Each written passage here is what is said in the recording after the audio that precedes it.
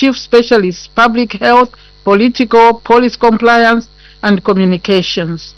3. Facilitated the long-term training of 5 members of staff and 45 members of staff on short-term training.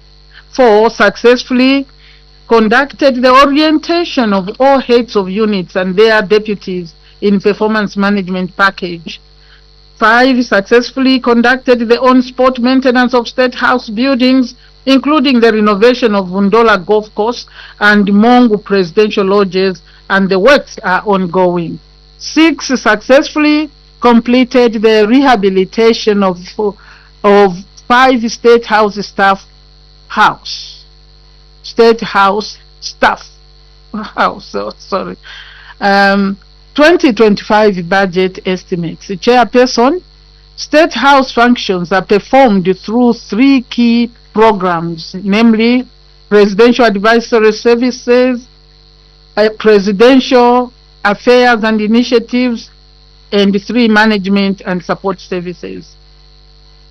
A. Presidential Advisory Services, which comprises 8 distinct sub-programs with the critical role of providing professional and technical backstopping to His Excellency the President. The program summary estimate is at 23,148,205 kwacha. The following are the sub-programs: Legal Advisory Services, Political Advisory Services, Economic Advisory Services, Communication and Media Advisory Services, Project Implementation, Monitoring and National Security Advisory Services, Public Health Advisory Services, Finance and Investments Advisory Services, Policy Compliance Advisory Services. B.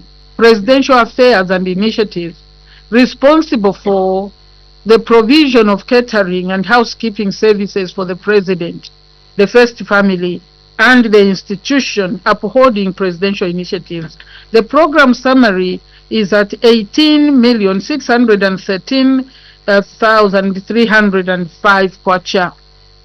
The 2 sub-programs are Diplomatic and Hospitality Services, 2 Presidential Initiatives.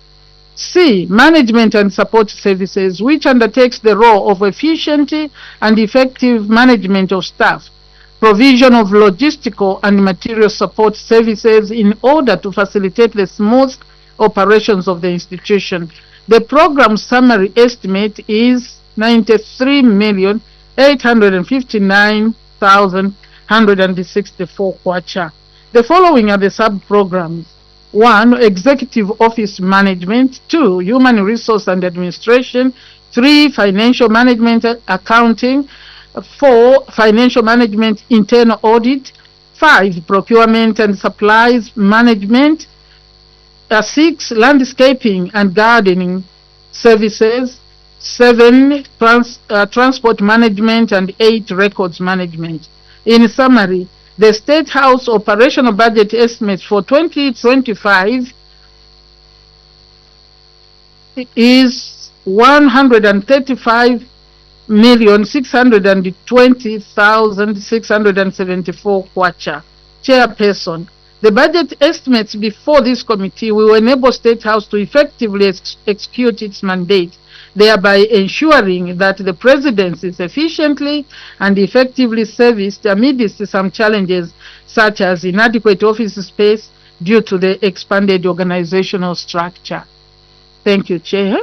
No, I still read. State House, we will endeavor to ensure excellence remains at the core in our quest to provide quality service for the benefit of all Zambians.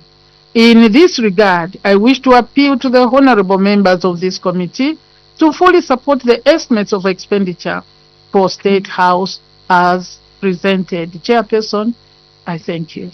Thank you so much, Your Honor, for that well-detailed policy statement in support of Head 1 State House. Before we request honorable members to ask questions, kindly allow me to request our honorable colleagues who just joined us to introduce themselves. Good morning, Your Honor. My name is Atrushika Sanda, member of this committee and chairperson of Government and Insurance Committee. Thank you.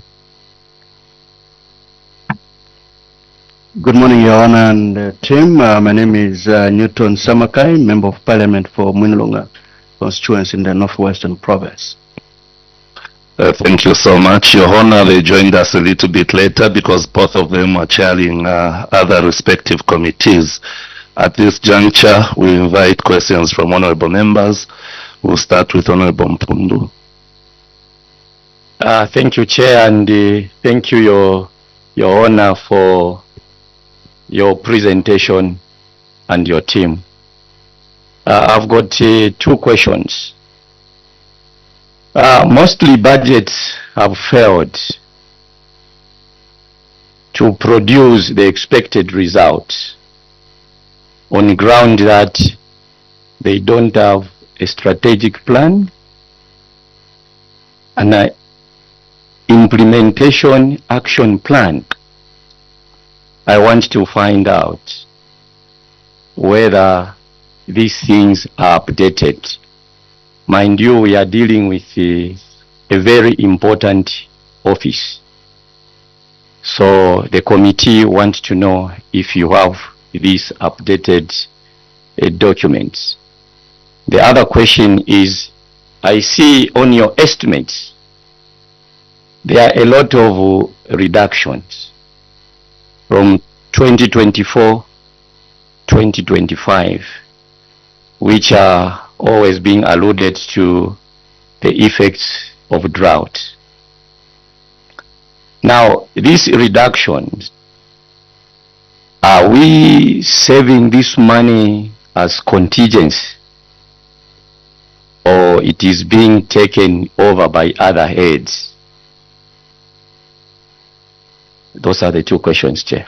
Thank you so much, Honorable Mpundu. Any other questions, honorable members? Honorable Mandandi. Thank you so much, Chair. And Your Honor, the Vice President, my question would be just on the estimates that were appropriated for 2024. So that was 135. Was this sufficient for the operation of that institution? I thank you. Thank you so much, Honorable Mandandi. Her Honor, the Vice President, you may proceed to respond, and you are free, Your Honor, to pass on the questions to any of your support staff. Thank you very much. The first question from Honorable Mpundu is the failure normally. That's the way I would put it. It is failure for these budgets to produce expected results. Now, he says this could be, I hope I'm using the right words, due to lack of a strategic plan and work plans. Indeed, that is very possible, but this office, I'm told, has a strategic plan, although the strategic plan that this is supposed to take over from expired in 2016. Between 2016 and 2022, up to 2022, there was no strategic plan. So if there is any failure, it could be that. But currently, there is a strategic plan, which probably, if the committee will need to have a look, we can avail. This strategic plan is actually speaking to 2023 up to 2026. It is in a draft form, unfortunately, but there is something put up to guide the work. I haven't seen the work plan though, because normally they'll tell you that the work plan comes better after the budget, because you can't start planning before you know what you will really be availed with. But the strategic plan, which will guide the work plan according to the budget, is available. Unless colleagues want to add something on this particular one. On the reduction, yes, Honorable Member, you have said this could be due to the effects of the drought. That is true. You remember even this year there was some realigning, and now instead of waiting, we already know that even the effects of the current drought and the other climatic changes will continue, the effects will continue into this budget, and therefore any planning that has been captured. But there is another element for reduction, which you will see in many places there is reduction, because also remember where we have come from debt restructuring. This has an impact because now we have started paying the debt, and that has an impact on the physical space. So you will find that the budgets, most of them will, to raise this money, it will have to come from the different ministerial and spending agencies' budgets. That is what I can say on this particular one. Again, colleagues, you are free to add if we can make it any better. Therefore, is the money going into the contingents? I am sorry, this one I can't say specifically how it is going to appear in the budget. But these two, like the drought, certain ministries will have been provided for to continue mitigating the issues of drought, including building resilience. So there will be ministries that may actually get a little more because their responsibility is part of answering to the climatic, weather patterns. And therefore, I can't say, Honorable, that it is in the contingents. Some of it will appear. So you may see some budgets go up because of the duty that they have, the responsibility. Others, many of them will go down because they have to give into that. Then, Honorable Mandandi, you asked if this is sufficient. Not at all. Not at all. I think if you hear from my concluding remarks, I think I talked of in the midst of challenges. There isn't enough space, for example. But if you go into the actual budget, you'll see that what is given to the capital expenditure is still extremely limited. But we have to live within the space. The people will have to share office space because the urgent things must be looked at to save life and to build up our fiscal space for us to deal with that. It is not sufficient, but adequate enough to carry on with the work. You are from you three. You want to add something? Yes, Your Honor. Chairperson, just to comment on the strategic plan. What we are doing is that this month, which is starting today, we want to have a completed strategic plan by 31st of this month. After that, the implementation plan, because usually the implementation plan and the work plan, as the owner has said, always linked to a completed strategic plan, and more so by then it's assumed that we will have known what our proposed figures will be as approved by yourselves. I think it will be better that way.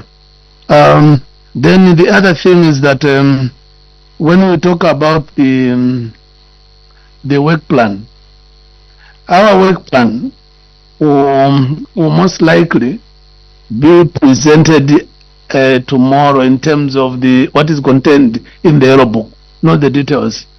We may need to be guided, Chair, whether tomorrow we are appearing again in order to respond to a matter of that nature. Thank you so much, PS. Yes, indeed, you are appearing tomorrow, and we will reserve our honor, the Vice President, taking into consideration the office is extremely busy. So most of the questions will be asked to you tomorrow. So today it's just a policy statement which Her Honor the Vice President has ably given on Head 1. So we'll be expecting you tomorrow for more interaction. Thank you, PS.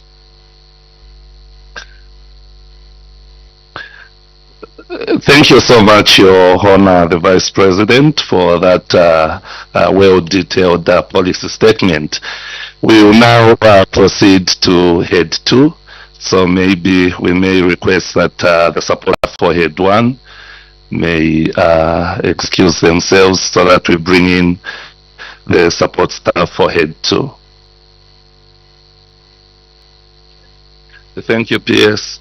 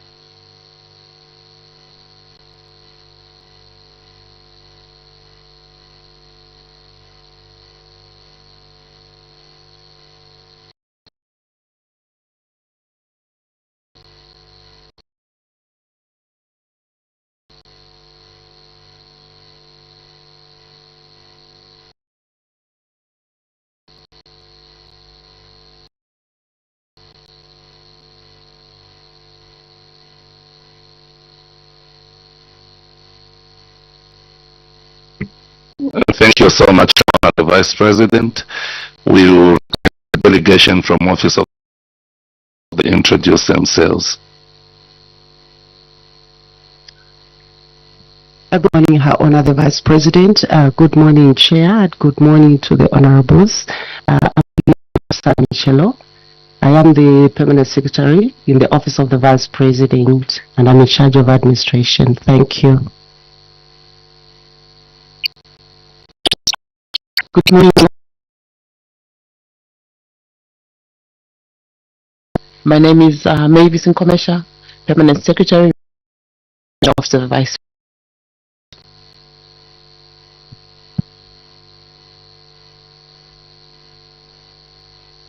President. Good morning, Your Honor. Good morning, Chairperson. Good morning, Honorable Members of Parliament. My name is Yengwe Kakusa, Director Planning and Information under the Office of the Vice President. Thank you. Good morning, Your Honor, the Vice President. Good morning, Honorables. My name is Lokonga Luabelwa, Principal Planner, Office of the Vice President.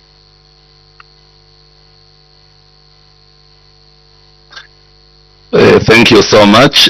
Kindly note that we already conferred on the Vice President with immunity together with the entire delegation. Therefore, you are protected under Cap 12.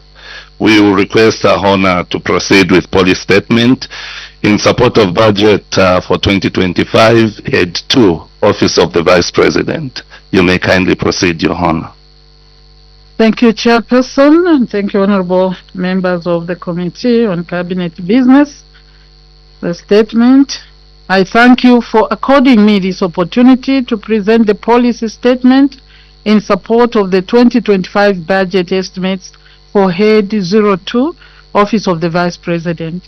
The Office of the Vice President is established under Article 110, Sub-Article 1 and Article 112 of the Republican Constitution, which include functions assigned to the Vice President by the President and the performance of executive functions during periods specified in the Constitution. The statutory functions of the Office of the Vice President are derived from Government Gazette Notice Number 1123 of 2021. Under the Food and Nutrition Act Number 3 of 2020. My office also has the responsibility of coordinating the multi-sectoral response to food and nutrition. Number 2, overview of the 2024 budget performance. Chairperson, my office in 2024 was allocated a total of 159,876,284 kwacha. The following programs were implemented. A, government business. Under this program in 2024, my office was allocated 93,250,000 kwacha to execute its functions as required by the Constitution through the executive and legislative services sub-programs. B, parliamentary affairs. This program in 2024 was allocated 10,067,603 kwacha to coordinate parliamentary business. The following were undertaken. 1. Coordinated the preparation and distribution of presidential speeches leading to the presidential address to Parliament. 2. Received and processed 602 questions for oral and written answers, out of which 393 were placed on the order paper and debated in the House. 3. Coordinated presentations of 66 ministerial statements. 4. Coordinated processing of action taken reports to 41 committee reports. 5. Facilitated the tabling of 57 annual reports. 6. Coordinated the tabling of 39 bills. 7. Coordinated the presentation of 64 motions. And 8. Under e-Parliament, the division developed business requirements for processing parliamentary business. C. Resettlement management. Chairperson, the program was allocated 19,883,075 kwacha and implemented the following activities. Promoted 5 value chains, namely soya beans, sunflower, cassava, maize, and small livestock. 2. 1,100 settlers allocated land in resettlement schemes in Lusaka, Muchinga, Eastern, Northwestern, and Western provinces. 3. Acquired 2 blocks of land, one in Chitambo district of Central Province known as the Luwombwa Resettlement Scheme, and another in Kaputa district of Northern Province known as Mukupakatandula Resettlement Scheme. 4. Digitalized the application process for land in resettlement schemes, resulting in increased number of applications from 6,000 to 11,000 Zambians, including those in the diaspora. 5. Implemented the Malundu Smart Village, where 26 climate resilient houses were constructed. Constructed 7 kilometers of road, constructed a water reticulation system, introduced the cassava value chain and horticulture in Monze district in support of internally displaced persons.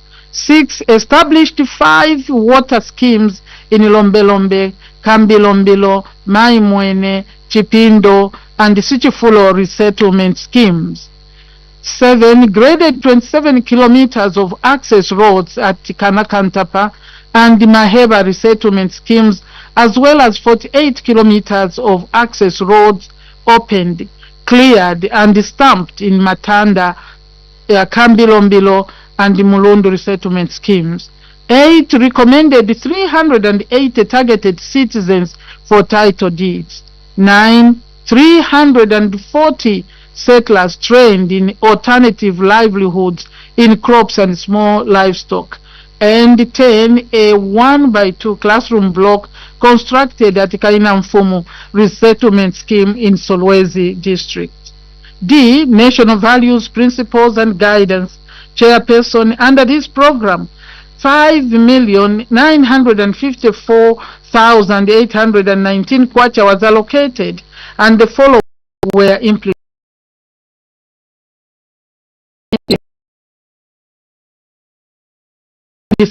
Chiefdoms in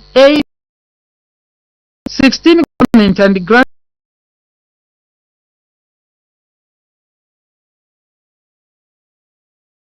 2. Conducted training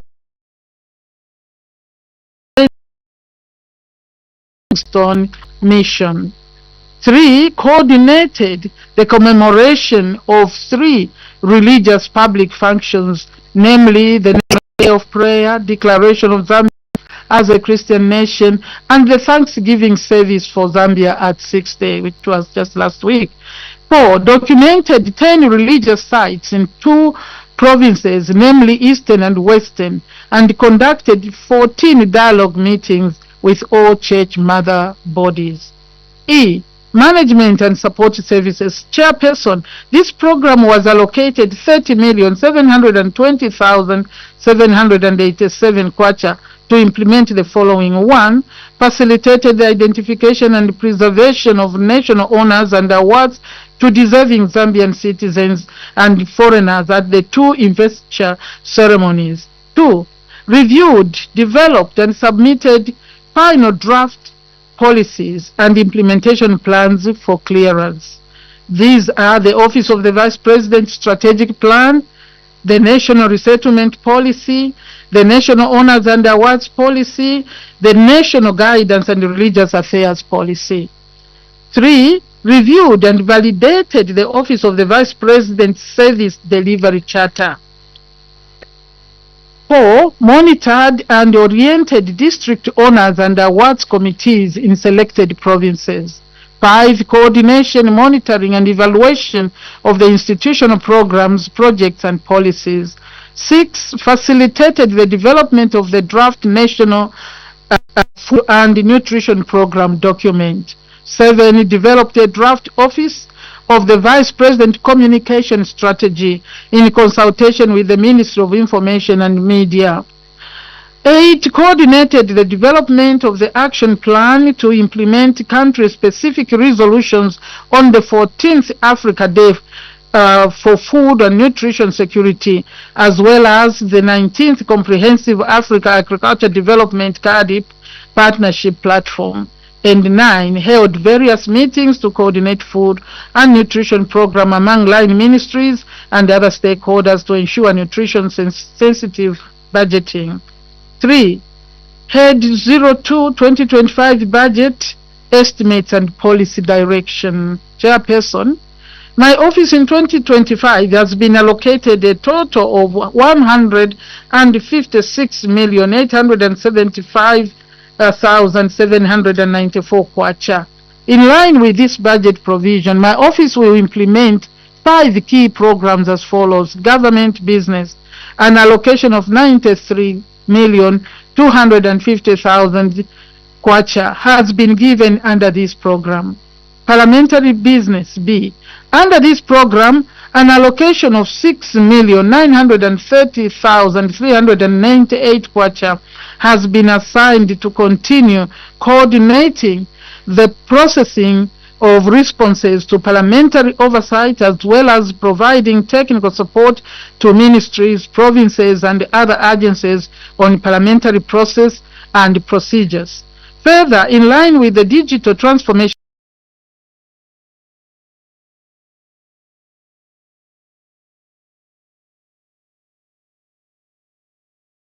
towards digital platform known as e-Parliament. This platform is aimed at improving efficiency and effectiveness in the performance of parliamentary duties by the executive and the legislature.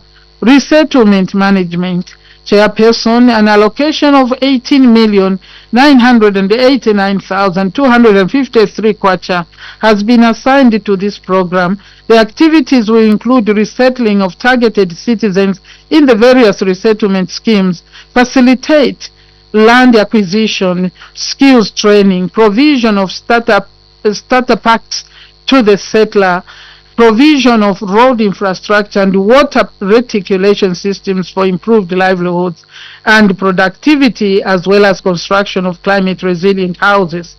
D. National values, principles and guidance. Chairperson, under this program, 5,600,948 kwacha has been allocated to undertake the following. 1. Provide national guidance and engage various stakeholders in the propagation as well as inculcation of the national values, principles and ethics. 2. Facilitate the actualization of the Declaration of Zambia as a Christian nation into practical and workable interventions in all aspects of society. And 3. The Office of the Vice President will also facilitate government's participation in public religious events. E. Management and support services. Chairperson, the Office of the Vice President under this program has been allocated 32,105,195 kwacha towards the support services as well as capacity building. The office will also strengthen the monitoring and evaluation of programs and activities, especially under the current drought response, to enhance service under resettlement, national guidance, as well as honors and awards. My office will develop 3 pieces of legislation. Further, in observing the policy direction towards the use of digital platforms, my office will prioritize the optimization of information and communication technology for improved service delivery. Chairperson, in conclusion, my office will continue to effectively contribute to the development agenda of the nation as prescribed in the 8th National Development Plan as well as the Drought Response Plan. Honorable members, may I also take this opportunity to thank you for the interest you continue to show in the operations of the Office of the Vice President. I, therefore, wish to appeal for your support for the estimates of expenditure for the Office of the Vice President as presented. I thank you, Chair. Thank you so much, Her Honor, the Vice President. At this juncture, we request honorable members to ask questions. Honorable Mpundu.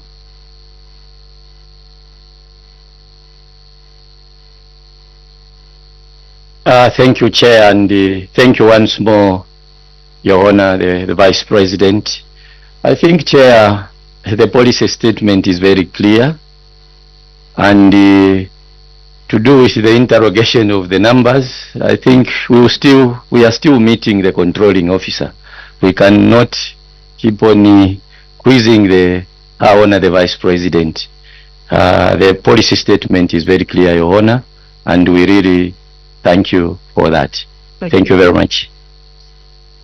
Thank you so much, Honorable Msonda. I think I concur with Cliff. We will wait for the controlling officers tomorrow. Well, some of the questions we would have liked to ask, maybe Our Honor may not be privy to that information at this stage. For instance, I wanted to find out that there is this general reduction of the budget. Now, in the event that what we are estimating does not go around in our program, are there fallback positions that we have put in place? And I think I will reserve that question for the controlling officer. Okay. Thank you. Oh, I didn't switch off this. Thank you, honorable members, that you reserve those kind of questions to my people. But just a little on what the member has said, to assure the members that we plan as human. We plan what we can see and what we have, but there are things that you don't foresee. How do you handle that? In the last one, you asked about contingency. There may be a contingency plan. Something unexpected happens. I think you saw what happened this year. We came back to second. We again talk because we are failing to do that. But in the planning, you use what is available to plan what you think you can do. It would be unfortunate to fail to do what you planned with the money you planned. But that also happens because you are the people that keep talking of the changes in the economy. Those also affect exactly how you perform in that budget. But what is important is to maintain the fiscal discipline by the implementing officers so that we do what you are approving here. I totally appreciate honorables for support to the policy statement. Thank you so much, Your Honor, the Vice President. We will get the last question from Honorable Mandandi. Thanks so much, Chair. Your Honor, the Vice President, 156 million is being proposed to be allocated to your office. Is this money enough? Is it sufficient? I submit, Chair. Thank you, Honorable Mandanda. Thank you, Honorable. I think all of you honorables would be able to give that answer.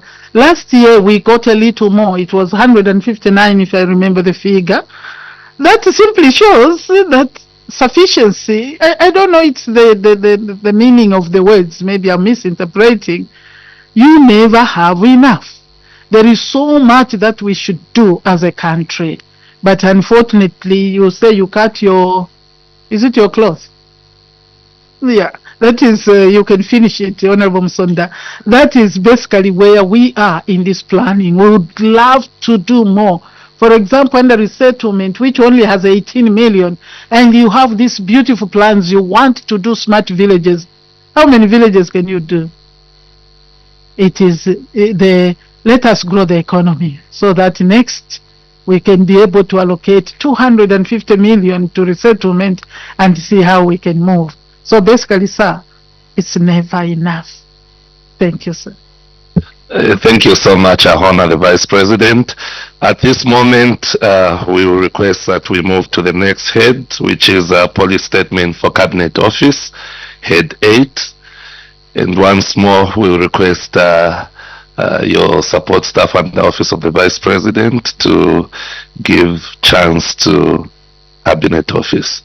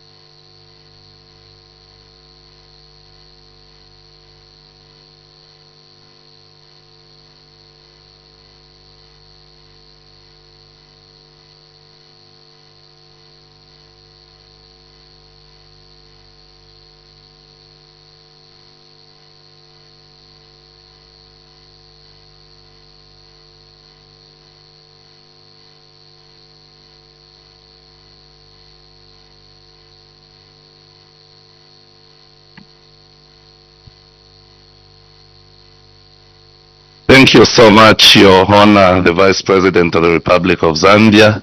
We will request Office of Cabinet to introduce themselves before Her Honor proceeds with the policy statement. Good morning, Her Honor, and good morning, everyone. My name is Mtinta Msonda. I'm the PS at Cabinet Office in charge of administration. Thank you. Good morning, Your Honor, the Vice President. Good morning, Chairperson of the committee. Good morning, members of the committee. Mutumba Pumoro is my name. I'm Director in charge of Planning and Research at Cabinet Office. Good morning, Your Honor. Good morning, the Chairperson of the committee and all the members of the committee. My name is Joma Simui. I'm Director Finance. Good morning, Your Honor, the Vice President. Good morning, the Chair of the committee. My name, and good morning, all members of the committee. My name is Nchimunya Nkombo. I am Director, Gender Rights Protection in Gender Division. Thank you. Good morning, Your Honor. Good morning, Chairperson of the committee and all committee members. My name is Robson Manda, Assistant Director, Human Resource and Administration. Thank you. Thank you so much, Cabinet Office, and welcome once more. Kindly note that Her Honor, the Vice President, has already been conferred with immunity together with our entire delegation. Therefore, we are all protected under Cap 12 of the laws of Zambia. Your Honor, the Vice President, you may kindly proceed with her date. Taken to court. That's what he has told us from Cap 12. Thank you very much. Chairperson, I am honored to present this committee the 2025 budget estimates for Head 08, Office of the President, Cabinet Office. Cabinet Office derives its mandate and functions from Article 176, Sub-Article 1 of the Constitution of Zambia, Amendment Act Number 2 of 2016, on the creation of the Office of the Secretary to the Cabinet. It comprises the following: A. Office of the Secretary to the Cabinet; B. Administration Division; C. Management Development Division; D. Policy Analysis and Coordination Division; and E. Gender Division. Chairperson, in executing its mandate, Cabinet Office is guided by the following vision and mission statement. Cabinet Office envisages a transformed and smart public service. In attaining the vision, it is guided by the following mission statement: to provide strategic leadership in the development and implementation of public policies and programs for the general efficiency and effectiveness of the public service. A. Overview of the 2024 operations. Chairperson, in 2024, a total of 648,330,554 kwacha was appropriated to Cabinet Office. Despite the challenges brought about by the state of national disaster, Cabinet Office registered some positive outcomes in line with the 2022-2026 strategic plan under the respective budget programs.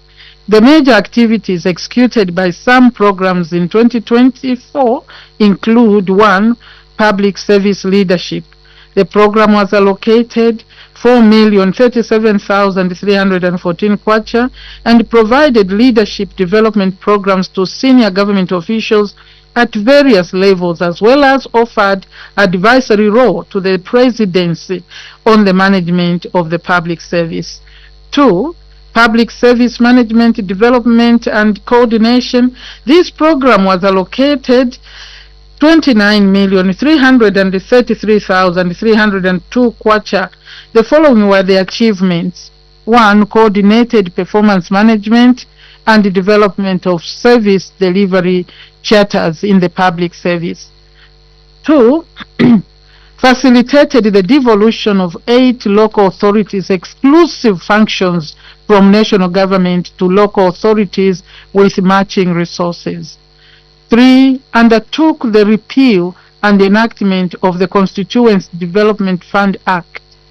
4. Undertook the design, realignment, and review of organizational structures for government ministries and institutions. And 5. Provided guidance to provincial administration as well as the rest of the public service on policy interpretation and implementation. 3. State and presidential affairs.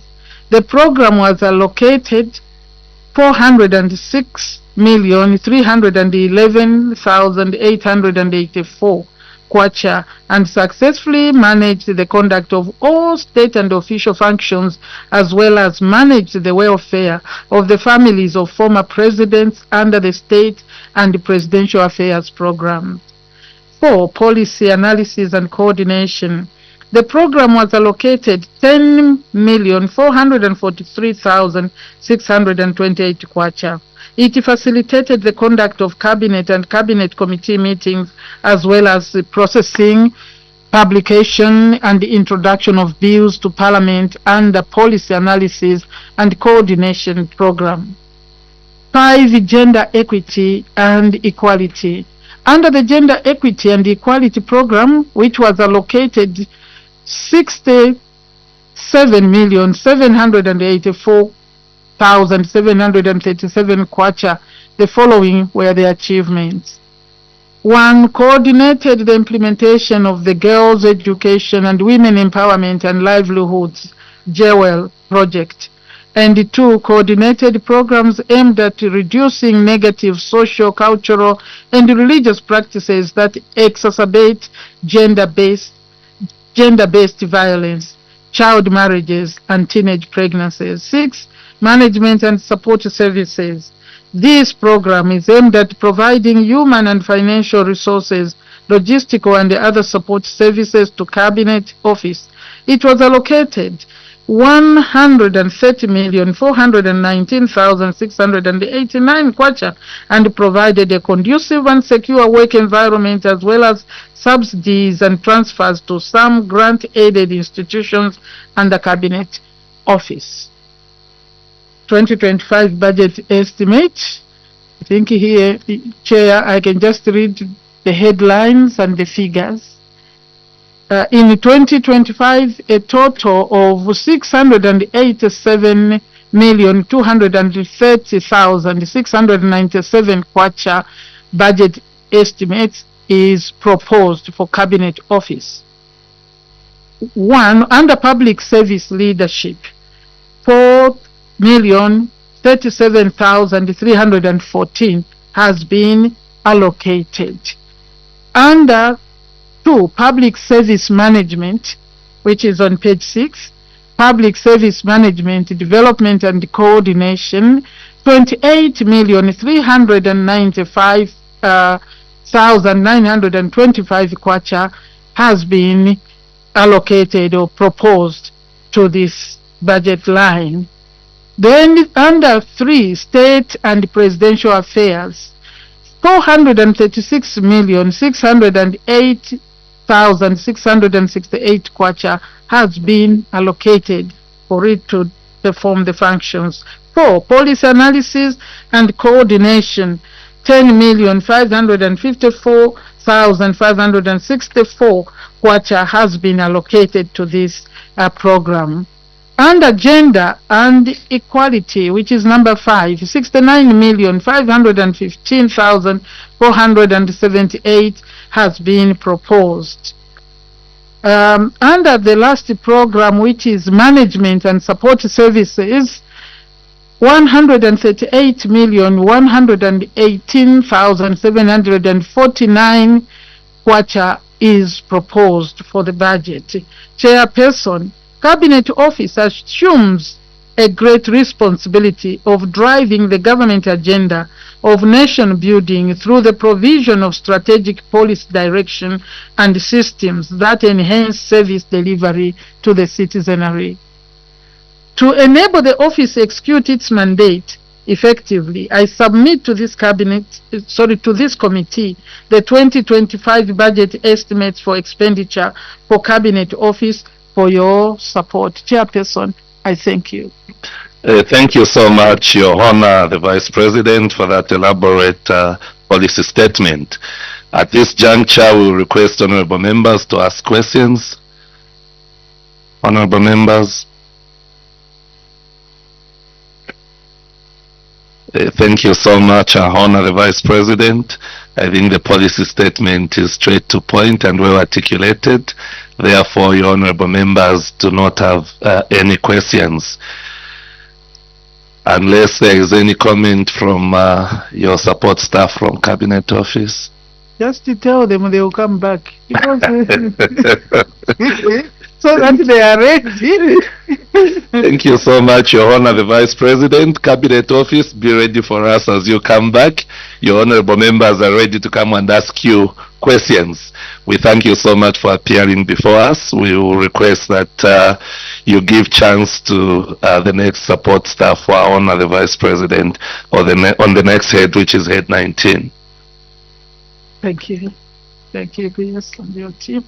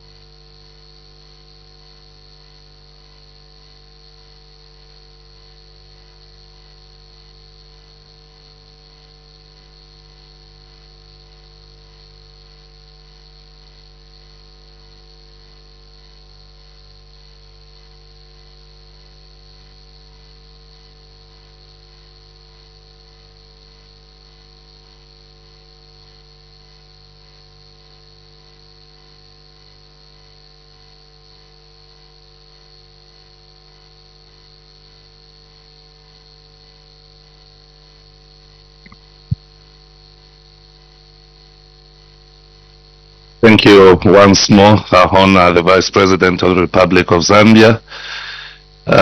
Disaster Management, you are welcome. We will request you to introduce yourselves.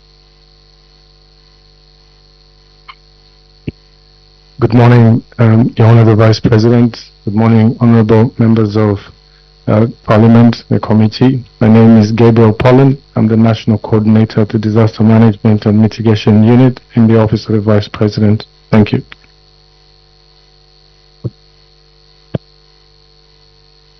Good morning, Your Honor the Vice President. Good morning, honorable members of Parliament. My name is Paul Samboko, Acting Director for Operations at the Disaster Management and Mitigation Unit.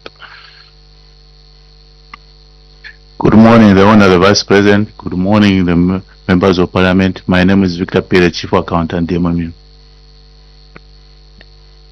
Good morning, Your Honor, the Vice President, and good morning, members of Parliament. I'm Titus Ngando, the Acting Director responsible for disaster risk reduction at DMMU. Good morning, Your Honor, the Vice President. Good morning, members of Parliament. My name is Maureen Chalwe Nawa from the Disaster Management and Mitigation Unit in the Office of the Vice President. Thank you. Thank you so much, and once more you are welcome. Please kindly note that our Honor the Vice President of the Republic of Zambia has already been conferred with immunity together with the entire delegation. Therefore, you are all protected under Cap 12 of the laws of Zambia. Your Honor the Vice President, you may kindly proceed with the policy statement. Thank you, Chairperson. Chairperson, I wish to take this opportunity to thank you for according me this platform to present the policy statement in support of the 2025 budget estimates for Head 19, Disaster Management and Mitigation Unit in the Office of the Vice President. Chairperson, the mission statement of the Disaster Management and Mitigation Unit is to develop, coordinate and monitor disaster risk management programs in order to minimize loss of life, damage to property and the environment. Overview of the 2024 budget performance. The Disaster Management and Mitigation Unit in 2024 was allocated a total of 299,731,491 kwacha. The following programs were implemented. A. Disaster risk management. Under this program in 2024, DMMU was allocated 48,120,810 kwacha to execute its functions through to sub-programs, namely disaster prevention and mitigation and early warning and preparedness. Under prevention and mitigation, DMMU undertook the following: developed the final implementation plan to facilitate disbursement of US $9.9 million to vulnerable households affected by the current drought from a sovereign insurance premium payment of US $1.5 million made in 2023 to the Africa Risk Capacity to cover drought risk in 74 drought-prone districts, a payout of $9.9 was triggered in 2024. 2. Conducted the 2024 in-depth vulnerability and needs assessment survey in 94 districts to determine the state of vulnerability and exposure to multi-hazard experienced during the 2023-2024 rainfall season. 3. Initiated the development of the disaster risk financing strategy to guide resource mobilization for disaster risk management. 4. Conducted community-based disaster risk management trainings in 21 districts. 5. Undertook multiple rapid assessments to ascertain the impact of various hazards and the relief needs of affected communities. Chairperson, under early warning and preparedness, DMMU undertook the following activities: implemented disaster risk awareness campaigns in all provinces. 2. Developed and disseminated multi-hazard early warning information to communities at risk across the country. 3. Customized the AWARE platform to facilitate early warning, early financing, and early action in the country. 4. Implemented the 2023-2024 National Multi-Hazard Contingency Plan. 5. Developed the 2024-2025 National Multi-Hazard Contingency Plan. 6. Coordinated the development of the 2024-2025 Food Security Drought Response Plan and the 2024 Cholera Response Plan. And 7. Activated the National Emergency Operations Center and deployed core agents and experts to enhance coordination of the drought response. B. Disaster and Humanitarian Operations Management. Chairperson, the program was allocated 246,583,963 kwacha and implemented its functions through 2 sub-programs. These included disaster response management and humanitarian relief services. Allow me, Chairperson, to go to humanitarian relief services. DMMU implemented the following activities: provided 41,485 metric tons of relief maize to 102 food insecure districts that were affected by the drought and other hazards countrywide. provided humanitarian assistance to all victims of various disaster incidents recorded across the country, coordinated response to the cholera epidemic countrywide, coordinated response to the 2024 drought, and coordinated search, rescue, and recovery operations at COP A open pit mine in Chingola, where 24 mine accident victims perished and were accorded decent burials with support from DMMU, while one miner was rescued. B. Management and support services.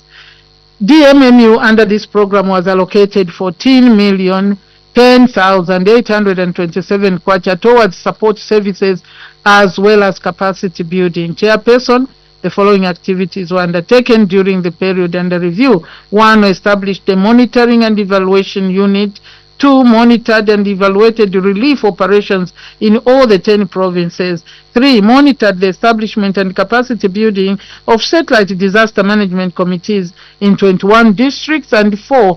Revised the National Disaster Management Policy of 2015 and the Disaster Management Act number 13 of 2010. 2. Budget estimates for 2025. In 2025, DMMU has been allocated 299,731,491 kwacha, of which 175,133,907 represents funds from the drought insurance payout, and 18 represents donor funds earmarked for borehole projects. The total budget amount will be used to implement 3 core programs as follows. 1. Disaster risk management. 39,136,704 kwacha has been allocated, representing a decrease of 19% from the 2024 allocation of 48,120,810 kwacha. The 19% decrease in 2025 is attributed to the pooling of resources to address the drought situation in the country. This allocation will be used to implement 2 core programs, namely disaster prevention and mitigation and early warning and preparedness. Early warning and preparedness. In 2025, the following activities will be implemented. 1. Procurement, installation, and maintenance of flood early warning systems. 2. Preparation of national and provincial multi-hazard preparedness plans. 3. Hazard profiling and risk mapping. And 4. Dissemination of early warning action. Mitigation. Under prevention and mitigation, DMMU will subscribe to the Africa Risk Capacity Drought Insurance Scheme, undertake vulnerability and needs assessment, and implement the 2024-2025 National Multi-Hazard Contingency Plan. 2. Disaster and humanitarian operation management.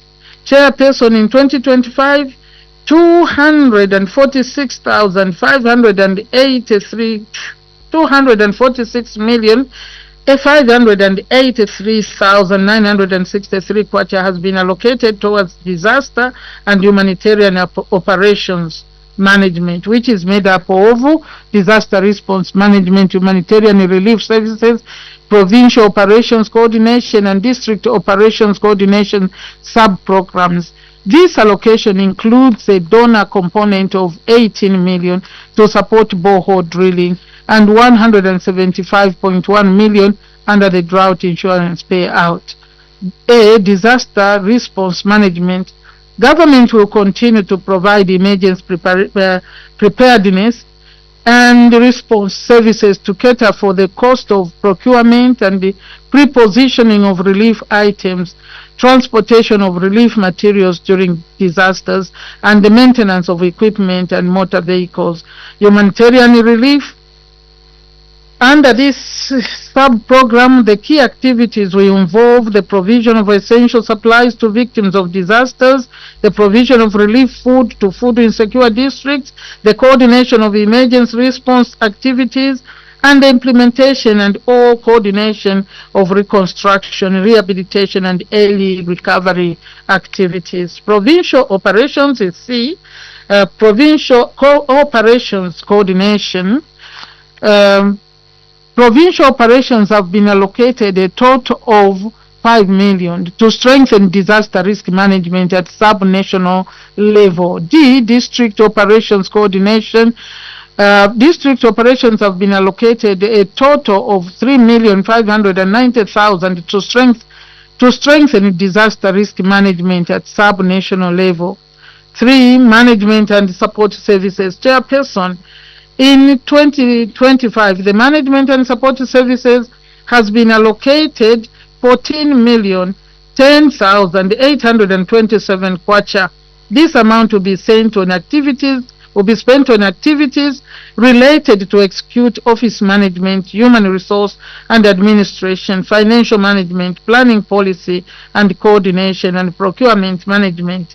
As I conclude, Chairperson, I wish to state that in response to the increased frequency, scale, and intensity of disasters in the country, government will continue to strengthen disaster preparedness and response capacities at all levels by devolving functions to the sub-national level, while emphasizing a whole of society and government approach to managing disaster risks and responding to emergencies. I call upon the members of Parliament in this committee to support the 2025 budget estimates of expenditure for Head 19. I thank you.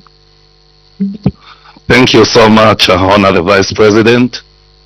Honorable members, you're free to ask questions. Any questions, honorable members? Yes, Honorable Peter Perry. Thank you so much, Chairperson. It's a general question, Madam. On the activities there, on C, number 3 is customized the aware platform to facilitate early warning, early financing, and early action in the country. Now, we see that most of the times we have disasters in the country. There has been a delay to respond to this. For instance, we have a water crisis, a very big water crisis in Katete because of the dam dried. We were aware of these things, but up to now, we are still struggling to do the boreholes, because the DMMU said no, they are going to do some boreholes, but we are still struggling and people have nowhere to get water. Why are we delaying to respond to these? That we were aware, we knew about these things, and we are on record. We have been issuing statements and statements about this, but we delay to come up to do this. Your Honor, thank you so much. Thank you so much, Honorable. Is there any other question? Maybe, Your Honor, as you respond to Honorable Peter Perry, I would equally like to find out. We have seen a drastic reduction in the amount of money allocated to the disaster management. And you agree with me that this is one of the most important sectors of this country. What has necessitated the reduction? Is it that we are anticipating less disaster in 2025, or it's a fiscal constraint that we have suffered? Thank you so much, Your Honor.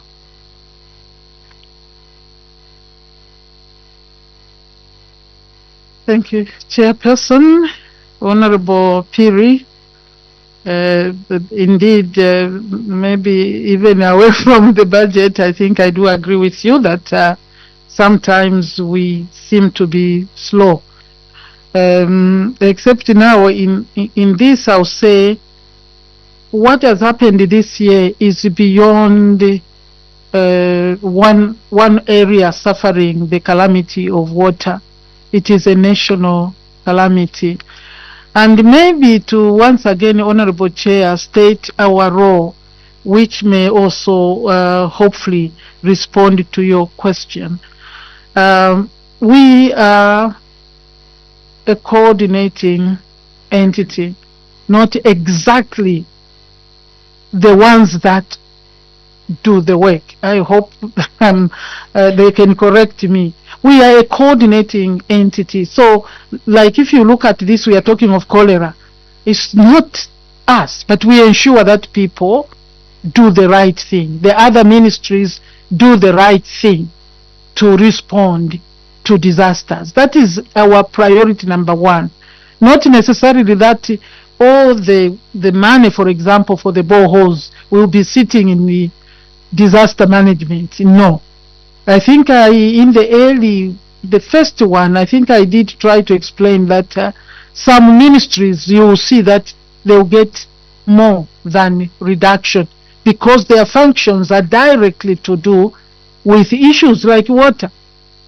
So there are things that ought to be done by those ministries.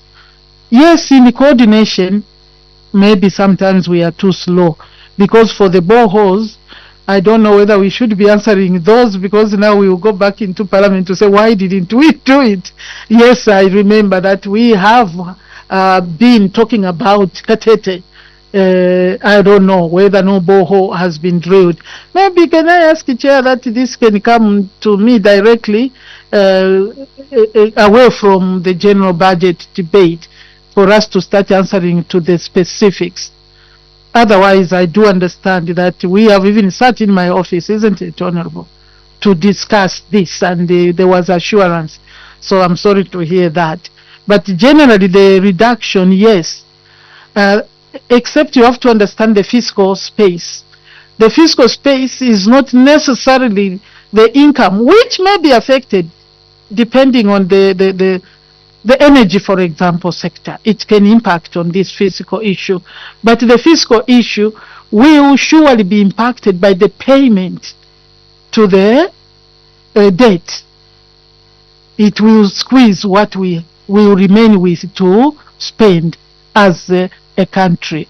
The drought also will also squeeze us in this budget. So certain ministries will get more. We are a coordinating ministry. As you look at this, it is more of preparing people to do, but the actual work will be done by water. For example, if it's water, like the Honorable has referred to, will be done by health. If it has to be to do with health, will be done by FRA or agriculture, if it is, but we will coordinate. We push it. We say, come, we need this. That is more of our role.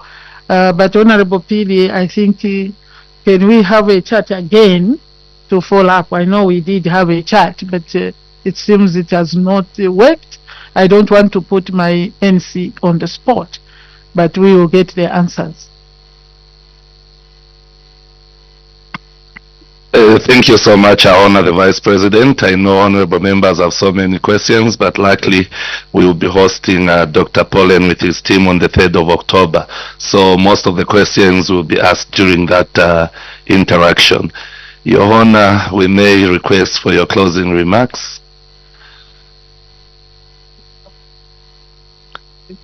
To appreciate you, honorable members of the committee. I know that we are learning this, and I pray that by the end of this, we will all be probably satisfied that this process is working for us. But thank you for listening to the statement.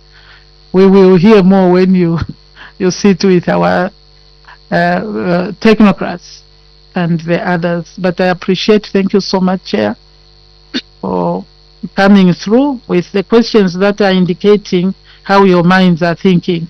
You have talked of stock. They must be ready with the, I can assure you, under this office, those things have been worked on, including in revision of policies, strategic plan, and implementation plans. But thank you so much, Chair. Thank you so much, Honor, the Vice President of the Republic of Zambia, for the well-detailed and elaborated policy statements. Your committee is extremely humbled and grateful to host you. We know your office is extremely busy, but you found time out of your busy schedule to physically appear before this committee. We are extremely grateful and would like to assure you that we will do everything possible to ensure that the deliberations are perfected and everything is done as per your plea. Furthermore, Your Honor, the Vice President, allow me to withdraw the immunity that was conferred on you and your team before you leave. At least the good thing is you'll still be able to enjoy your immunity as Vice President as you leave. Thank you so much. We are very delighted to have interacted with you.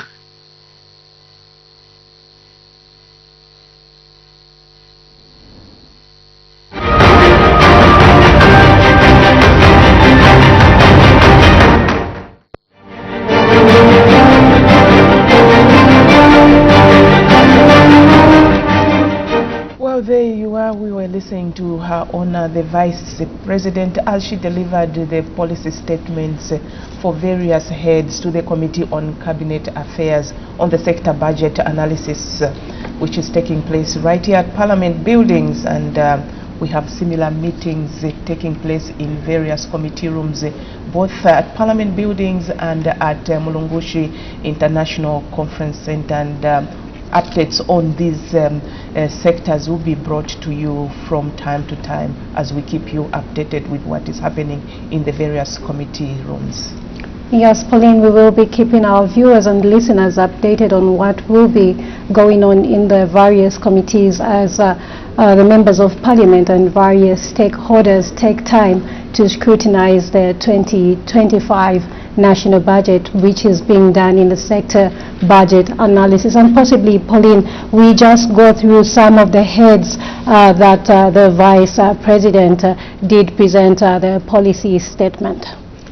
Yes, Her Honor, the Vice President delivered many policy statements on Head 1, which is the State House, Head 2, Office of the Vice President, Head 8, Office of the President, and Head 19, which is the Disaster Management and Mitigation Unit. And we look at the monies that have been allocated, the estimates that have been allocated to these heads. We start with Head 1, State House.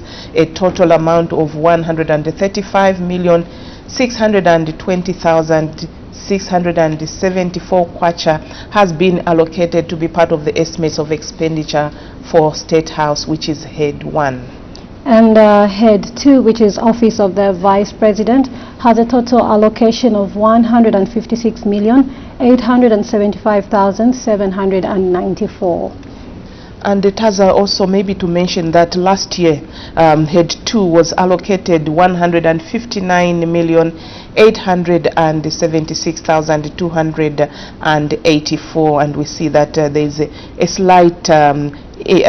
slight reduction in this year's allocation, which is 156. Exactly, Pauline. And we move on to Head 8, which is Cabinet Office, Office of the President, which has a total allocation of 687,230,697 kwacha. And if we do the comparison with the 2024 national budget, we must say the total allocation was at 648,330,554 kwacha. And there's a small reduction also this year on this allocation to Head 8, Office of the President. We look at Head 19, the Disaster Management and the Mitigation Unit. The total allocation for this year is 299, for next year rather, 2025, 299,731,491 kwacha. And the same amount was allocated in last year's budget. So this particular head, there is no change to the allocation. And so we must make mention, after this presentation of the policy statements to all these heads, we now do expect the stakeholders to start scrutinizing these estimates, and so we'll keep on updating you, and of course broadcasting live some of the committees that will be sitting during this period. Remember, the sector budget analysis has been rolled out today. This is after the Minister of Finance and National Plan present the 2025 national budget. And of course, Pauline, we must make mention that this is a total new approach which actually rolled out in 2022, and when it was rolled out in 2022 it started with 2 committees, and in 2023 we had about 5 committees, and this year we do have all the committees considering the 2025 national budget sector by sector. Exactly. All the 19 committees actually are scrutinizing the budget which was presented by the Minister of Finance and National Planning that was last week on Friday, and the total amount is 217.1 billion kwacha of the budget that was presented to the House by the Minister, and this is expected to be financed by domestic revenue and their cooperating partners for the year 2025. So we are looking at how this budget is going to be dissected by the various committees, and updates will be coming your way as we continue covering the various committees when they look at the budget that has been sent to the various sectors. And we also have other platforms which can be used by the viewers and listeners out there to follow the sector budget analysis. We have Parliament Radio, which is also broadcasting live a different committee, which is also sitting today, as Pauline mentioned earlier. All the 19 parliamentary committees are sitting to scrutinize or bisect the 2025 national budget. And we also have the National Assembly of Zambia YouTube page, which is also broadcasting live these committees. Yes, Taza, maybe we just mentioned that from tomorrow we expect to have a number of witnesses coming to make their submissions to the various budgets that will be presented to in the different committees. This particular committee on Cabinet Affairs, which we're just watching a short while ago, where the Honor the Vice President presented the policy statements and the estimates. We have, starting tomorrow, we have the Permanent Secretary in charge of administration at State House expected to appear before the committee. We also expect Permanent Secretary in charge of administration in the office of the Vice President to make submissions, as well as the Permanent Secretary in charge of administration at Cabinet Office, as some of the people that are expected to appear before the committee for submissions. Exactly, Pauline, and we'll keep on updating our viewers on these parliamentary committees as they receive the witnesses, as they make their appearances in scrutinizing the 2025 national budget. So for now, we take a break and we'll be back in the afternoon.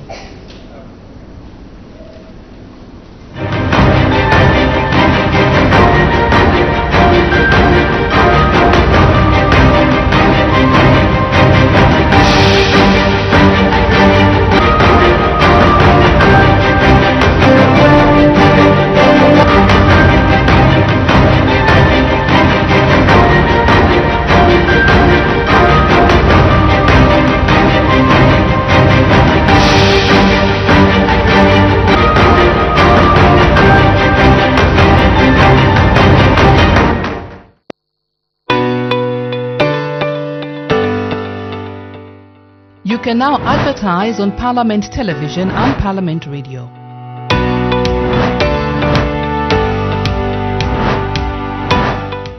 For more information, call 0977 854102 or 0977 536487.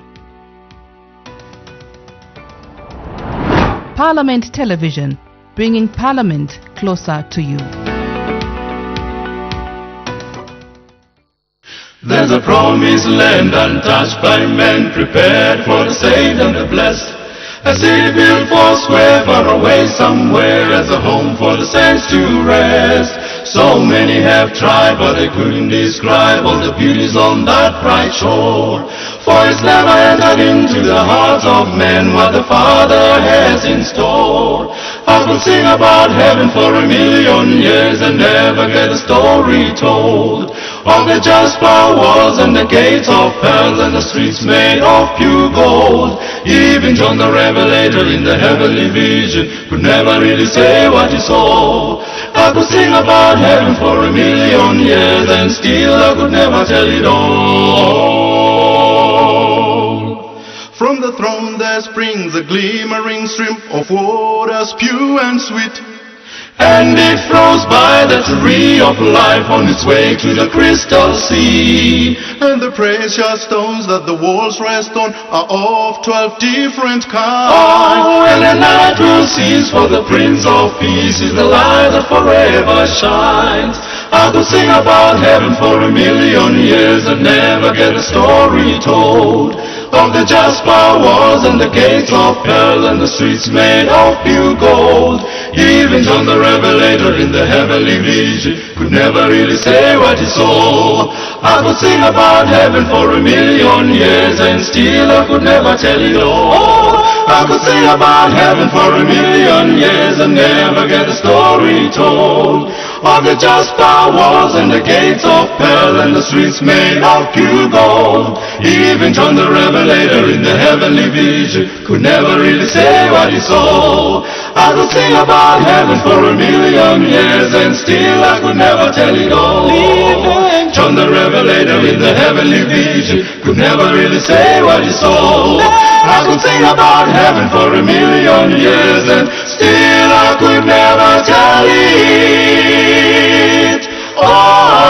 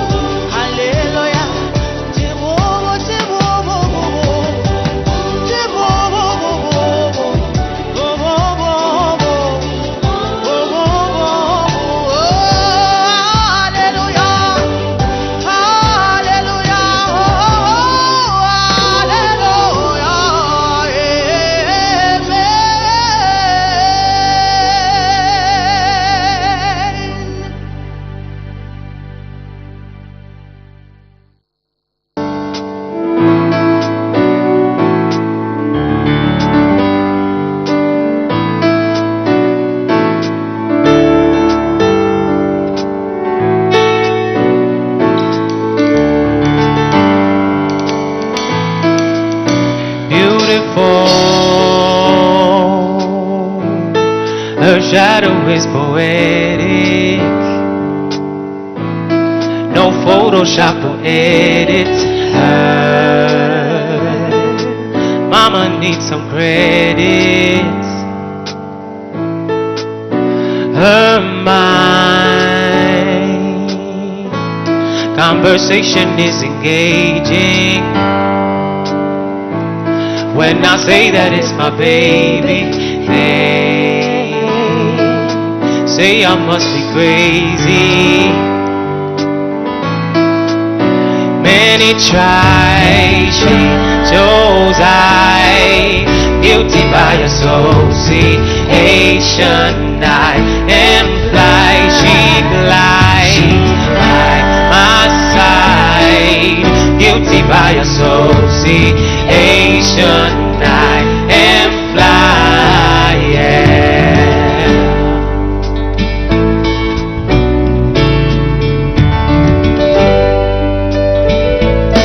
Hey, baby girl, you gave me your cool, you gave me your swag. The day I had you in the back, Bazati Balanisa, Elohim, Shekwati Soni Pakaipa. So Mr. Officer, I am guilty of copping her. Hope you feel me, I can't deny, I testify. Your boy is many tries, she chose I, guilty by association. I am like she glides by my side, guilty by association. I am like, yeah.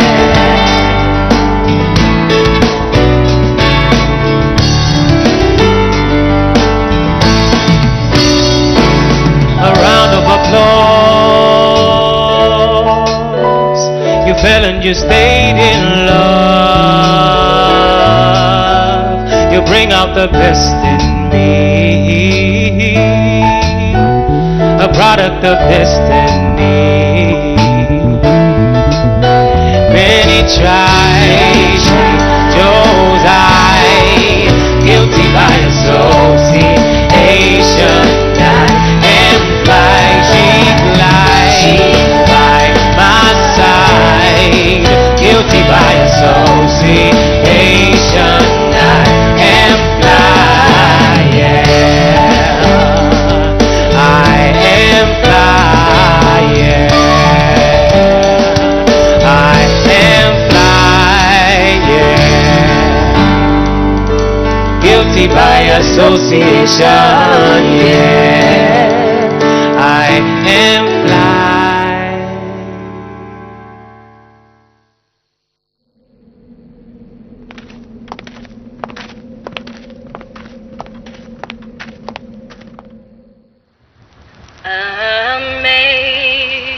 Amazing grace, how sweet the sound. I've heard them sing, He paid the price and Jesus bore it all.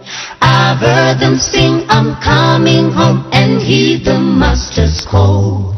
I've heard them sing the modern songs and songs of long ago. But amazing grace, so sweet the sound, is the sweetest song I know.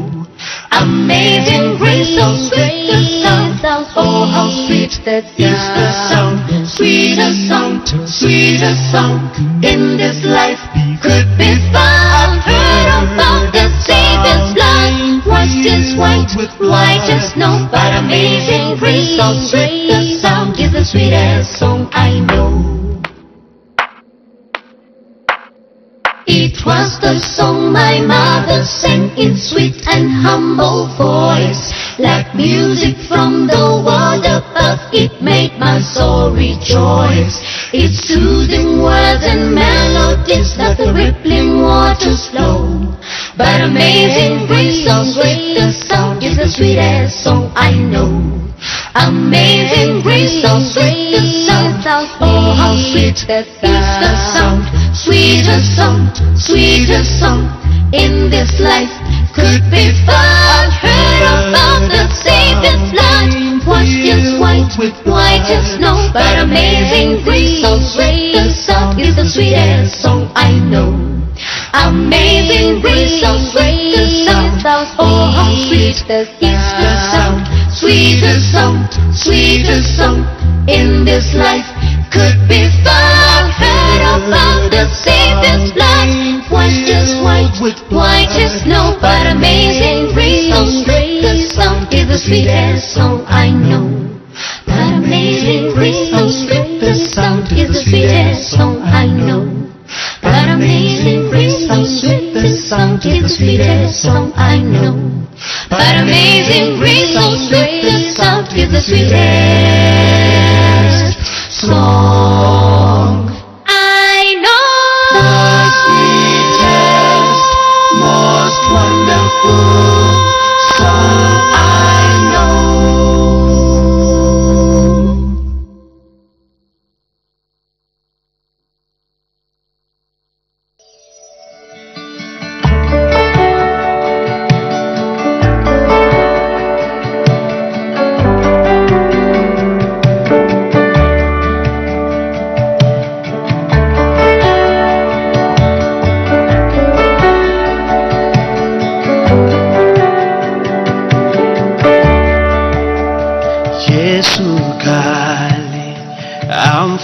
Amfwayile nalyumweni utali pakuntula aposele mweo wakwe paline namutemwa haleluya namutemwa mupusushi namutemwa Yesu Kristu amfwilile pakawani.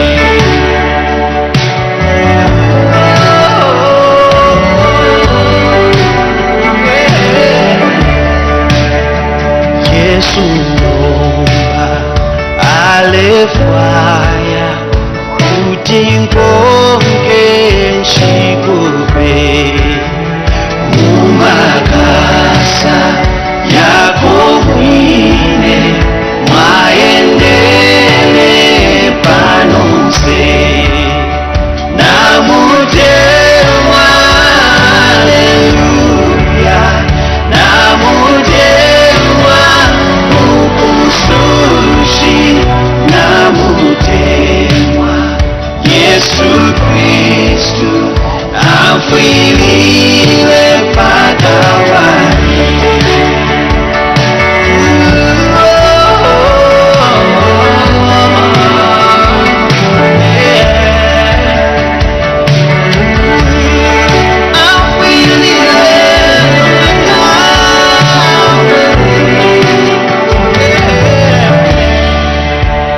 Yesu wine akabwela kututwala kumwakwe emotuka lasekela umusumba wakwepe namutemwa haleluya namutemwa mukusushi namutemwa Yesu Kristu amfwilile pakawani.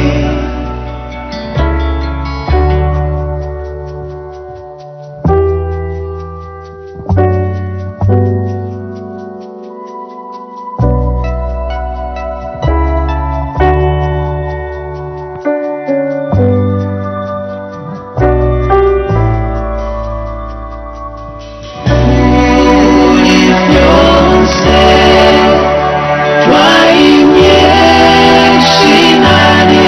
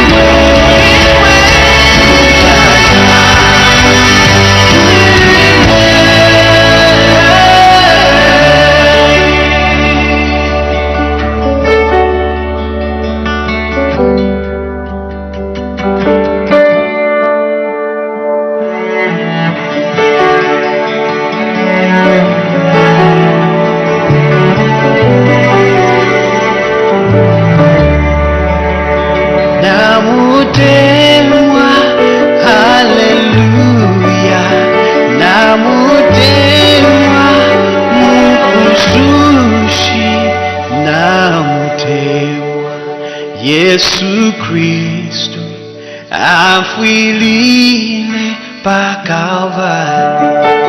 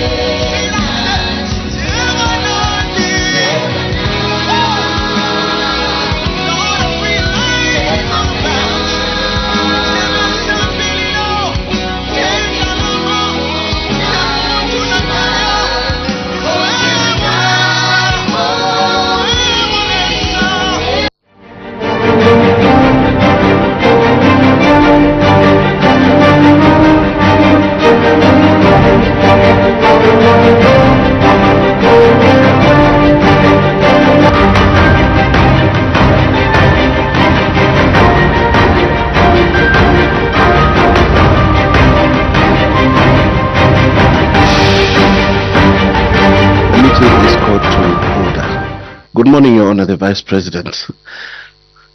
I would like to welcome you to this meeting of the Parliamentary Committee on Parastatal Bodies. that is considering Head 05, Electoral Commission of Zambia, and Head 07, Auditor General's Office. I'd like to welcome the members of the team from the Honourable Vice President's Office and also members from the Electoral Commission of Zambia. The order of proceedings this morning shall be as follows. We shall have introduction of members of Parliament and members of the committee plus Secretariat. Then we'll ask introductions from the team from our Honourable Vice President's Office and the Electoral Commission. And thereafter we're going to listen to the policy statement on Head 05, Electoral Commission of Zambia from our Honourable Vice President. Thereafter our committee members will have an opportunity to seek clarifications, to make interventions, and also seek clarifications from our Honourable Vice President for the period of time that has been allocated. Let's begin with introductions. Shall I begin introductions from right here? Your Honor, the Vice President, good morning. Honorable members, good morning. I am Anthony Kasando, Member of Parliament for Bangor constituency in Zambia. Thank you. So, your Chair, Honorable the Vice President, good morning. I'm Mono Mapani, Member of Parliament for Namala constituency. Thank you. Good morning, Your Honor, the Vice President and your team. My name is Muvita Anakoka, Member of Parliament for Luena constituency. Good morning, Your Honor, the Vice President. My name is Brian Kambita, Member of Parliament for Zambezi East constituency, Northwestern Province. Good morning, Your Honor, the Vice President. My name is Vumango Musmali, Member of Parliament for Zambezi West constituency. Thank you, Chair. Good morning, Your Honor. Stephen Kampiongo, MP Shwangan constituency and member of this committee. Good morning, Your Honor, the Vice President and your team. My name is Brian Munduvile, Member of Parliament from Porokoso and a member of this committee. Good morning, Your Honor, and good morning, everyone. Nyamba Julian, Member of Parliament for Chifunauli constituency in Iwapra province. We are neighbors to Bangweul constituency. Thank you. And now the Vice Chairperson. Good morning, Your Honor, the Vice President. I'm Tinta Mazoka, a nominated Member of Parliament. Secretariat. Thank you, Chair. Good morning, Your Honor. Karen Mtambo is my name from Office of the Clerk. Thank you. Secretariat. Good morning, Your Honor. Good morning, Honourable Members. I'm Angela Banda from the Office of the Clerk. Good morning, Your Honor. Good morning, Honourable Members. My name is Bridget Kalava from the Office of the Clerk. Good morning, Your Honor. Good morning, Chair. My name is Emmanuel Zulu, economist working with the Public Parliamentary Budget Office. Thank you. Your Honor, the Vice President, we will now request introductions from your team. Good morning, Your Honor. Good morning, members. My name is Ndiwa Mutelo. I'm the Permanent Secretary in the Office of the Vice President in charge of Parliamentary Business, National Guidance and Religious Affairs. Thank you. Good morning, Your Honor. Good morning, Chair. Good morning, members of Parliament. My name is Moffat Biri, Director of Parliamentary Business. Good morning, Your Honor. Good morning, Chairperson and members of this committee. My name is Deborah Daka, Officer in the Office of the Vice President. Good morning, Chair. Good morning, members of Parliament. My name is Joseph Lungu from the Office of the Vice President. Good morning, Your Honor. Good morning, Chairperson and members of the committee. My name is Brian Kasaro, Chief Electoral Officer, Electoral Commission of Zambia. Good morning, Your Honor, members of Parliament. My name is Clementina Mwendwa, Director of Finance, Electoral Commission of Zambia. Thank you. Good morning, Your Honor. Good morning, members of Parliament. I'm Royd Katongo, Director, Electoral Operations, ECZ. Thank you.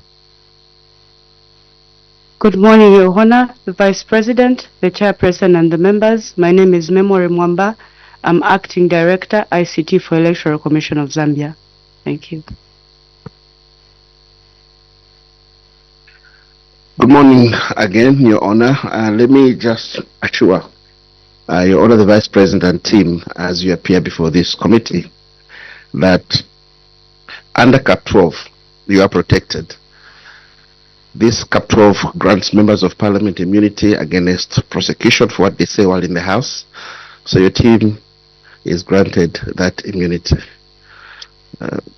Mr. Brown Casaro, you are free to shoot in this team and you have immunity from prosecution.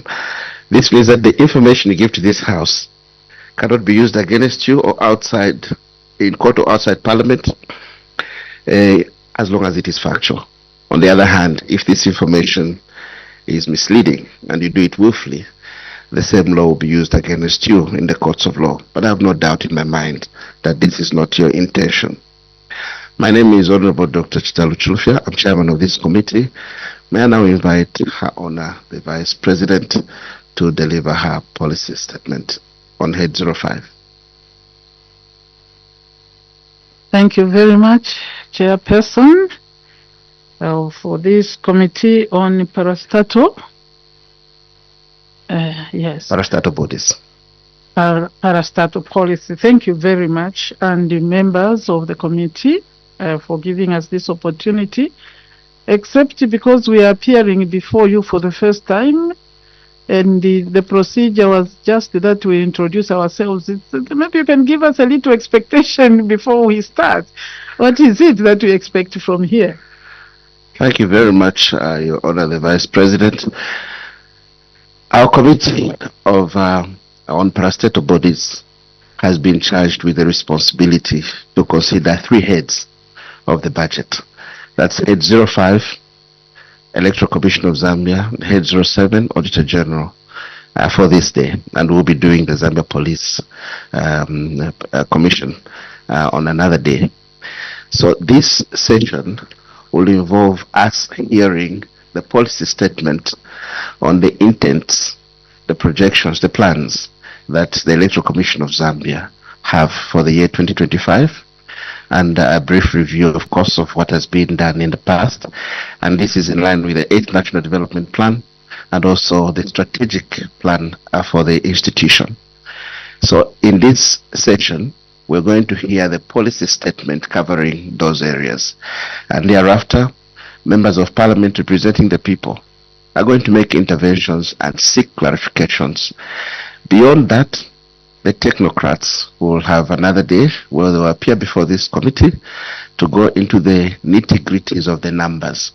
And today we'll focus on the policy level, and we'll be privileged to have our Honor the Vice President give clarification with the support of the technical team on policy-related matters that are going to be done. So this is in line with the new way that Parliament has adopted in processing the national budget. The budget was presented by the Minister of Finance on Friday, and Parliament adjourned. So this committee on parastatal bodies is now meeting to do the sector budget analysis for Electoral Commission of Zambia and Auditor General and Zambia Police Commission. And so what we are doing here today is step 1 of that process. Your Honor, the Vice President. Thank you very much, Chairperson, for that clarification. Thank you, members of the committee on parastatal bodies. And here I bring the statement from the Electoral Commission of Zambia. Chairperson, I wish to thank you for giving me an opportunity to present the 2025 budget for the Electoral Commission of Zambia.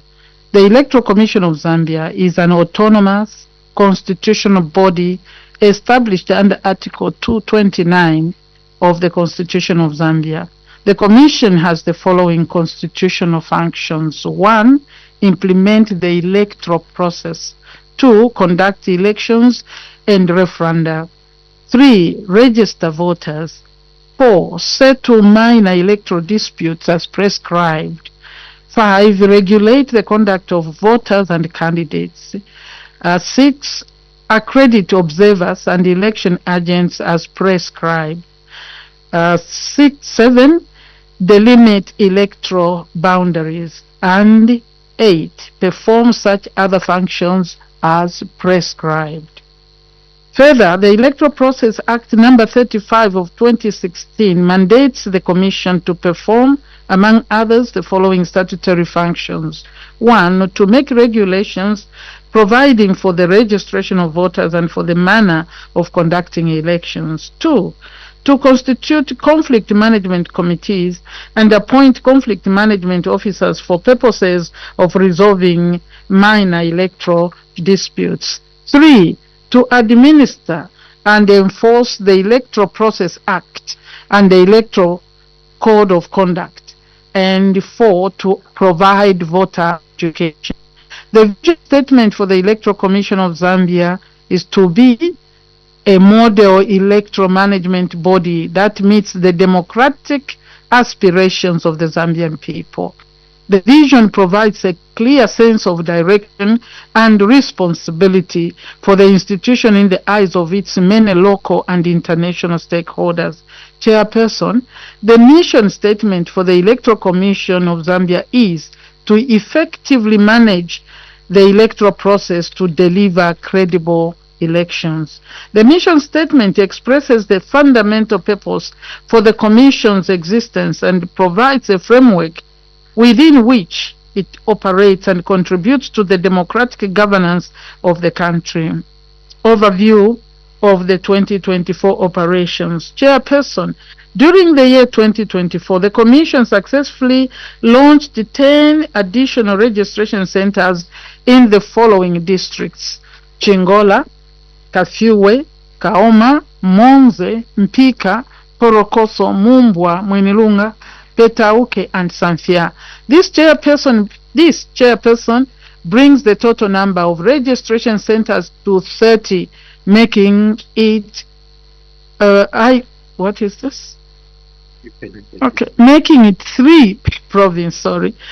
Chairperson, the Commission has carried out the following activities during the year 2030.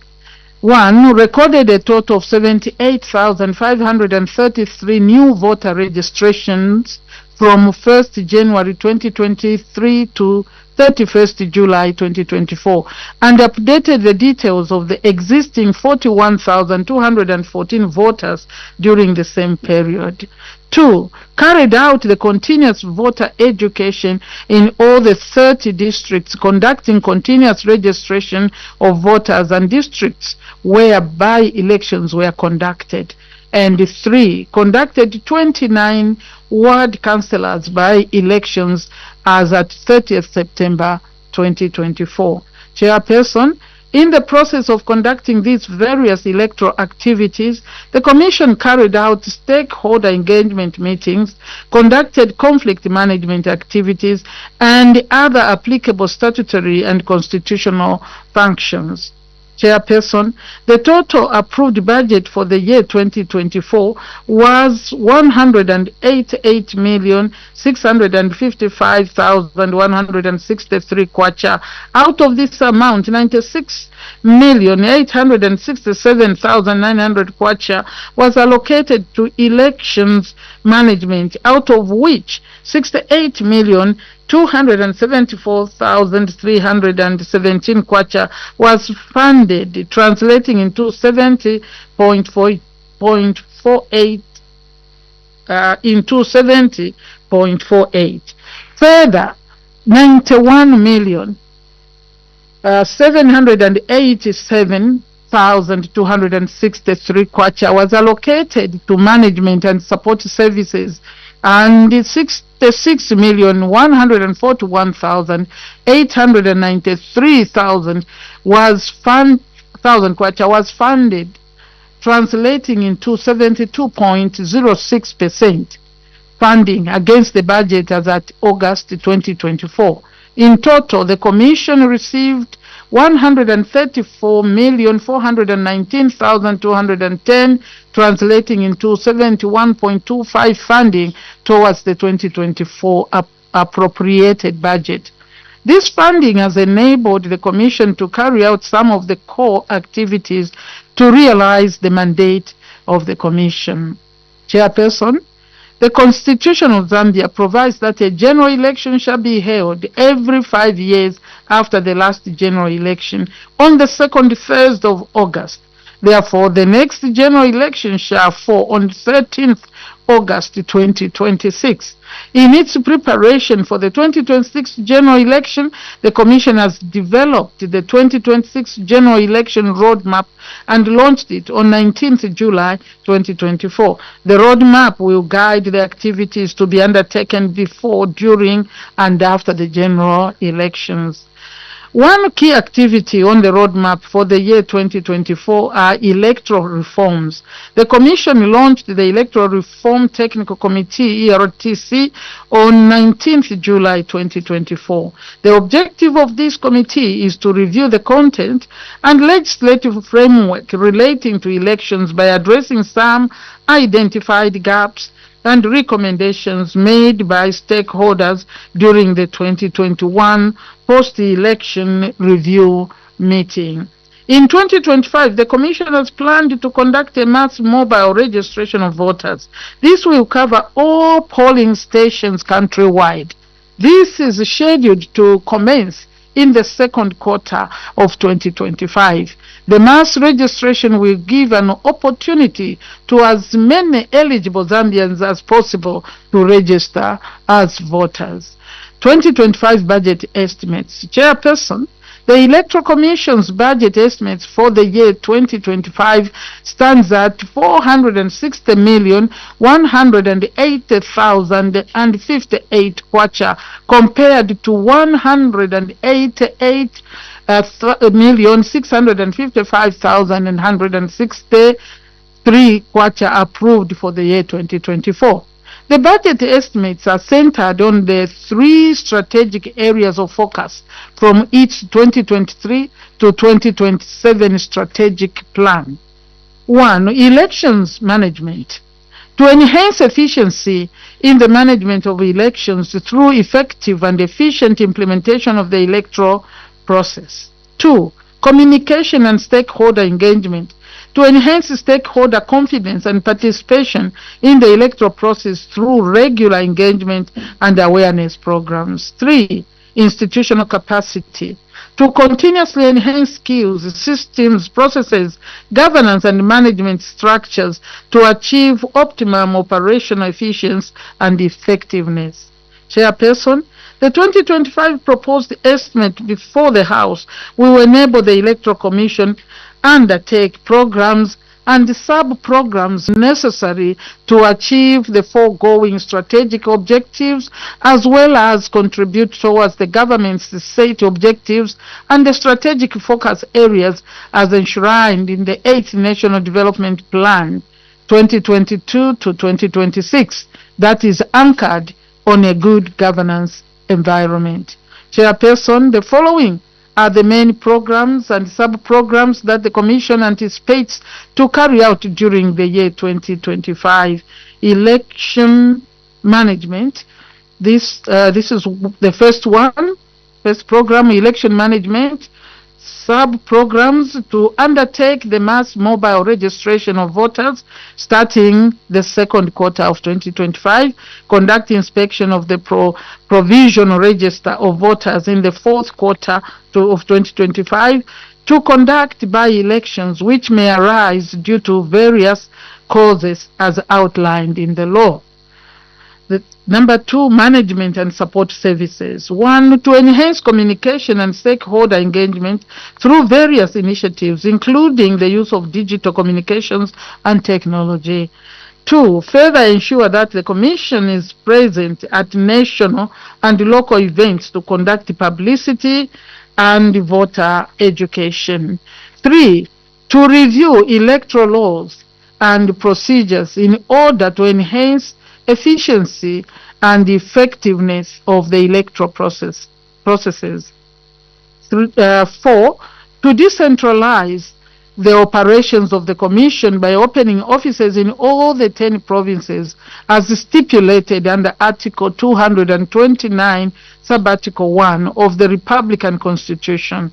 This is also in line with government's agenda to take the services closer to the people. Chairperson, This will enhance efficiency in the implementation of the electoral processes. And these programs, Chairperson, are critical and in conformity with the Commission's mandate as provided for by the laws of Zambia. I now seek, Chairperson, the support of your committee in approving the Commission's budget. I thank you, sir. Thank you very much, Your Honor the Vice President, for that succinct presentation of the policy statement on Head 05 Electoral Commission of Zambia. To recap, honorable colleagues, members from the Vice President's team, in line with Standing Order 168, the Speaker assigned the Committee on Parastatal Bodies to consider this head. So Her Honor the Vice President has delivered a policy statement. We will now consider submissions from other stakeholders. For now, I will give honorable members of Parliament of this committee an opportunity to make some interventions and seek a few clarifications from Honor the Vice President, reminding you, colleagues, that we have a day with the Electoral Commission of Zambia where we will delve deep into the details, technical details of the budget. Honorable Kambita.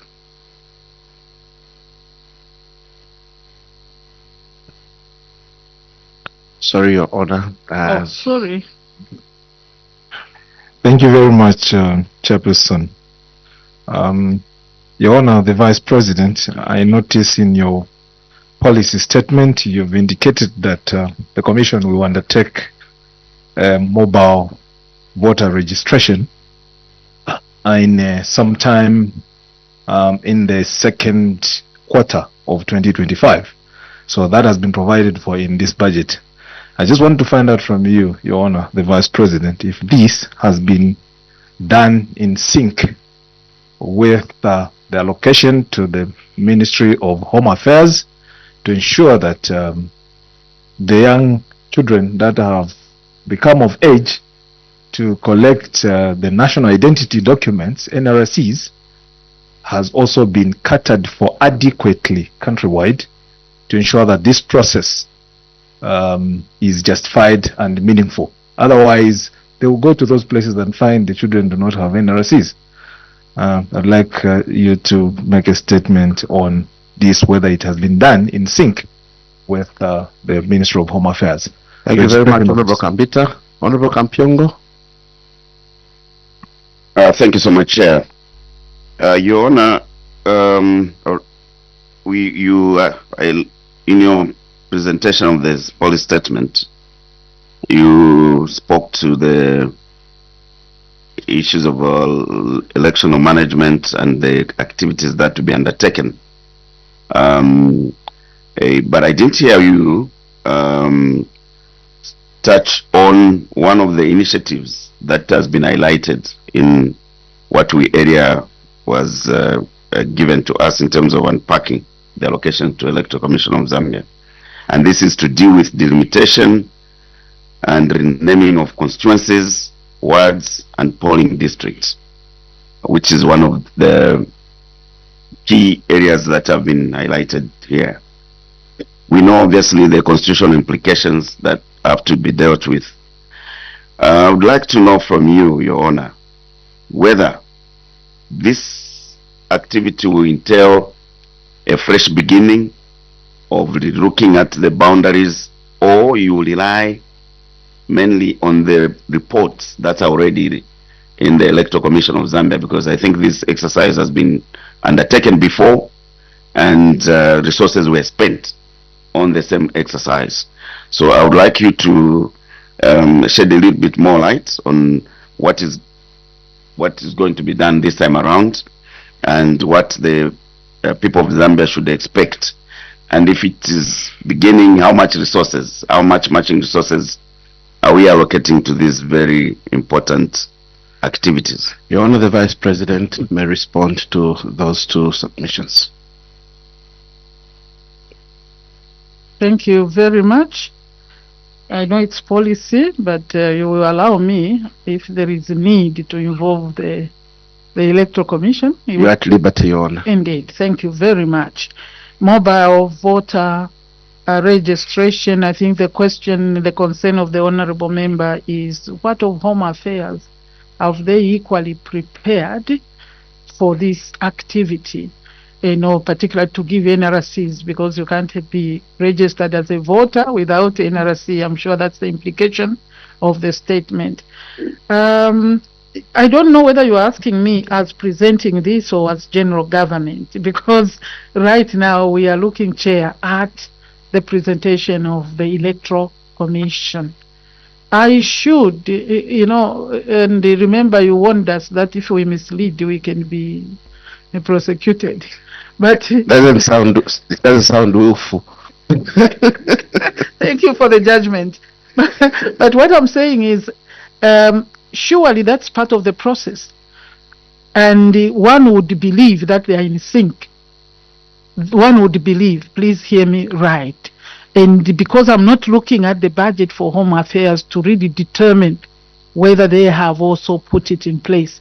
But generally it's one government, and when this is happening, I should believe that they also know that NRCs, and this is the general trend, this is the way it has happened all the time, NRCs are given before the registration of voters. I just want to believe. I can't give a concrete answer and maybe how much has been allocated to that. But the Electoral Commission is aware that even though they have continuous registration of voters, there are areas where they may not. And I think in the statement that I've given, they will be found everywhere, countrywide, to ensure that registration of new voters comes, is done before the 2026 general elections. I think that is what I would say on Honorable Kambita's issue. He did allude to the fact that this will be done in the second quarter and so on, according to the statement. Now, delimitation. I'll just say a bit on delimitation by Honorable Kampiongo, and then I'll leave maybe a little bigger if there is need from the CEO of the Electoral Commission. I think, colleagues, delimitation, particularly of constituencies, you are aware, Honorable Chair, that the different institutions responsible for the governing partitions, if I can use that term, for partitioning the country into governance, areas. We know the district is executive, isn't it? Constituency is us by the Constitution. Constituencies must be approved or put in the Constitution, and that comes to us. But I'm happy also that the Honorable Member, you referred to the old report. The old report where recommendations were made.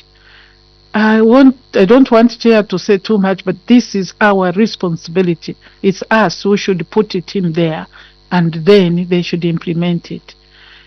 The issue of words, I thought it was theirs. The issue of words is theirs. But for the Constitution, for the constituencies, I think it is important. And I think if we follow what we are saying, it would be very costly for us to start looking at the new recommendations.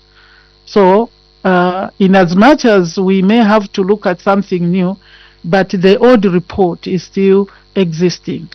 But we have to look at it and see whether it can be improved on or so. But this is not something I thought I was fully prepared for, really. But if it becomes necessary, it is you, particularly constituencies, it is us and the National Assembly that should be asking how we are going to do that. But it is something that I think we have talked about many times as Parliament. Even the President has referred to the issue of delimitation of constituencies. I think that's what I can say. Maybe you can clarify better on this. Thank you, Mr. Kasaro. Yeah, thank you, Your Honor. Thank you, Chairperson. Suffice to add that I think in the policy statement we did allude to Her Honor did allude to the ongoing process, consultation process around the electoral reforms. This reform will speak to all the aspects around the elections, including the criteria for demarcation of constituencies. So if after the necessary approvals of the reform recommendations, there is a need to revisit the criteria and the formula for demarcation, then probably the report for 2019 and other may be revisited. But as our Honor has indicated, where we're standing, that is the report that is sitting with the executive, and therefore as Her Honor indicated, Parliament needs to consider. So that's what I needed to add. Suffice also to say, Chairperson, that there is a minimum amount in the 2025 to look at renaming of polling stations, because as developments occur in the various communities, you find where a polling station was at a temporary shelter, there's probably a school now, or indeed there's a shelter. So that will be undertaken at that level. Chair, I submit. Thank you. Thank you very much. Any other interventions, honorable members of the committee? Honorable Mr. Nyamba. Thank you, Chair. I honor the Vice President. In the previous, we had the intervention from the ministry. They talked about the observer missions. Now, when we look at it, the money has been allocated to them. Chifunabuli has got 2 wards on Ileki Bangweulu, that is in Mbawala and Chishi. Are we expecting this observer mission to be at Mbawala and Chishi and the furthest of Ombawa Menshi? Also think of the other people in my constituency who cannot move from one area to the other, because your report is saying you are going to bring this facility closer to the people. The disabled, the old, how is the Commission going to deal with that? Because I've observed that most of them are not taken care of. Thank you, Your Honor.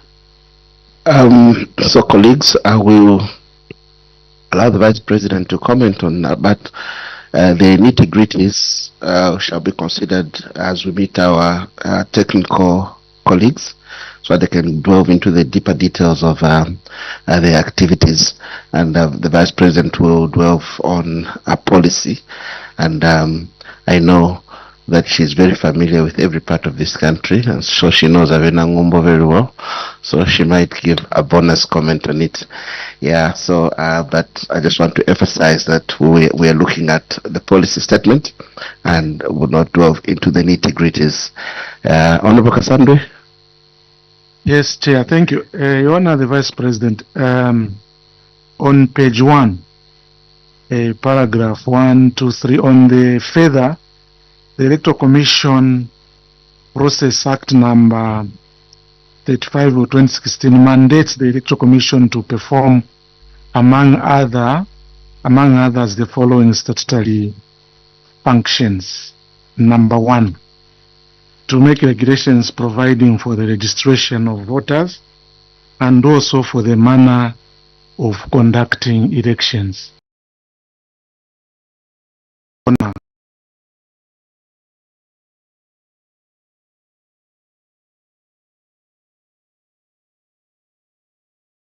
Vis-a-vis who should sign on the adoption certificate. I just want to know to what extent, because signing adoption certificate, it's a function within the political party. So now, to what extent can the Electoral Commission of Zambia go within and undertaken certain functions? I submit, Your Honor. Honorable Kampiongo. Thank you so much, Chair. Your Honor, the Vice President, I'm sure you're also just getting to know what is. Normally we should have been debating and giving guidance as members of Parliament on behalf of the people on these matters. But now we have to interrogate you, and it's something new we are trying to get used to. But my rider is this aspect of stakeholder engagement. Your Honor, the Vice President, Electoral Commission of Zambia has to undertake certain processes which you should give confidence to the members of the public in terms of the many activities of elections. I would like to find out from you what has happened now in terms of stakeholder engagement, because we rarely see Electoral Commission of Zambia engaging key stakeholders. The chief electoral officer here has been at the institution for a long time. We've seen you periodically stakeholders, political parties, and non-government institutions, so that they help you in representing the public in what then should be couched as your processes that enhances public confidence. How are we doing? And I haven't seen that appearing on any of your activities as outlined by your Honor the Vice President. I would like to hear your comments on that. Your Honor, the Vice President may respond to that pack of questions. Thank you, Chair. Thank you, colleagues. Honorable Onyemba, I think you, Chair, have guided a little. It would be difficult for me to pinpoint, but the statement was made to take, the processes, particularly the registration, the observation, closer to the people. That's how far I can go. I wouldn't be able to pinpoint like, in Chifunabuli, there will be this mission at this point. I don't even know that at this point they would have that full information.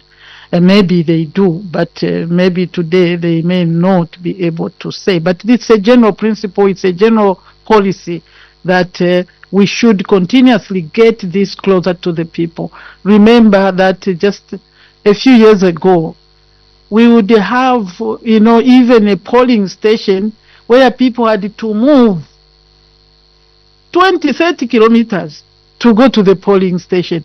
And you even had the rules that you can't give you transport.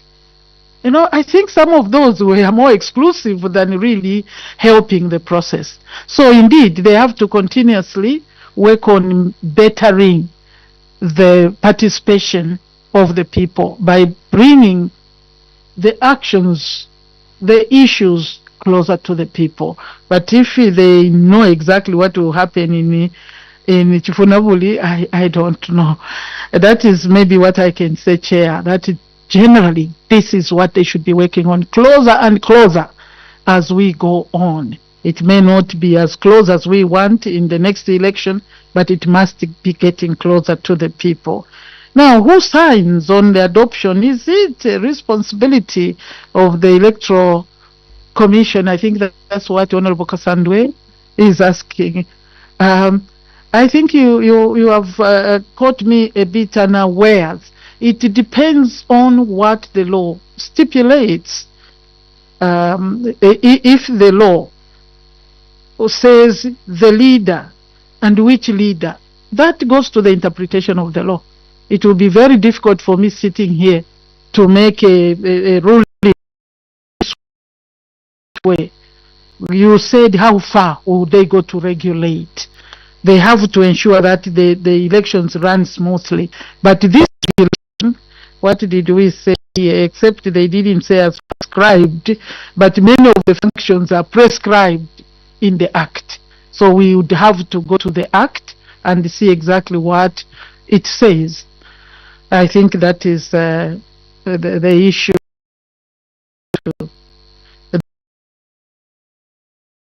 Confidence, I think it is engagement. That's what the Honorable Kampion brings to the table.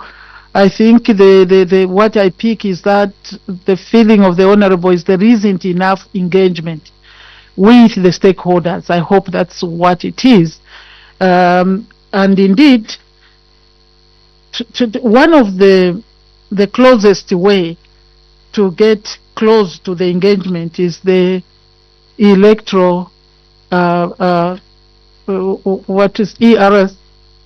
Yes, the reform technical committee has to engage people, but it is also, maybe you can respond to that, because this should be a continuous thing that people, particularly mentioned political parties, are brought together to narrow the differences so that by the time we reach there, I think that's the concern. But I see that sometimes I hear them call, but the Honorable is saying we are not doing enough. So maybe what we need to say now is we will see how often we engage. We have to continuously engage through the electoral technical committee. The electoral technical committee, that is the first part of engagement, so that you speak to the processes and how we should refine that.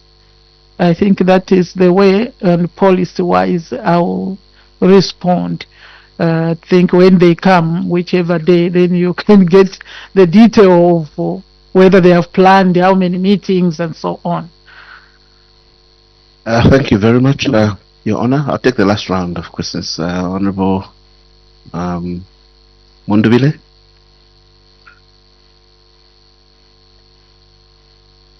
Oh. Thank you, Honorable Vice President. I think mine is just to get some assurance from you that I hope going forward, ECZ will not be the super institution that we want it to be. In the recent past, where it has not only, stretch its mandate to regulate functions of political parties, as observed by Honorable Kasandwe, but we've seen them even ignore court orders. What we want from you is an assurance that ECZ will function like any other government institution that is regulated by law. Thank you very much, Honorable Mundubile. Honorable Vice Chairperson. Thank you, Chair. Your Honor, you mentioned something very interesting, and I know it used to happen. I don't know if it's still happening. You mentioned something about not giving lifts to voters. It was a very barbaric, when I was still, an elected member. It was a very barbaric kind of thing that used to happen. They would whip you, whip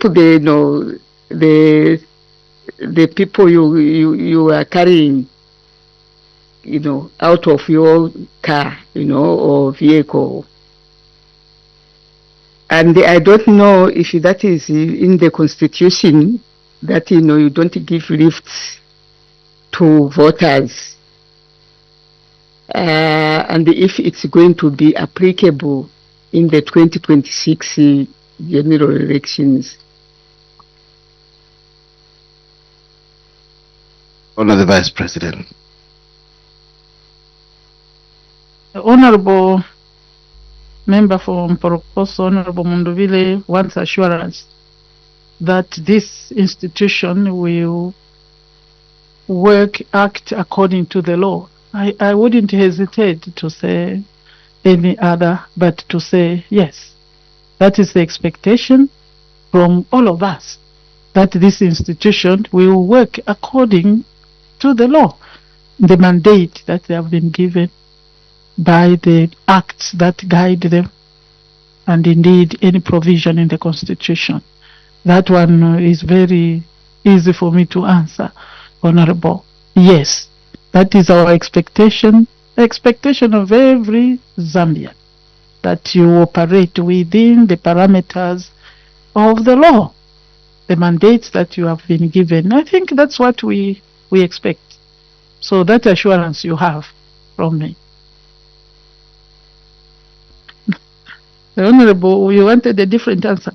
That is, Chair, that is, he has gotten the assurance. Thank you. That's what you asked for. Honorable Mazoka is saying, is this law still applicable, where you can't give a lift to a person who is going to vote? You want them to walk 20 kilometers Is this still there? I think that's our concern, because it was there. Is this regulation still there? Is it by law, by constitution, by your regulation? Who put this? Is it going to be applicable? I think I would leave it to him to respond. I don't think I would be. Mr. Casaro?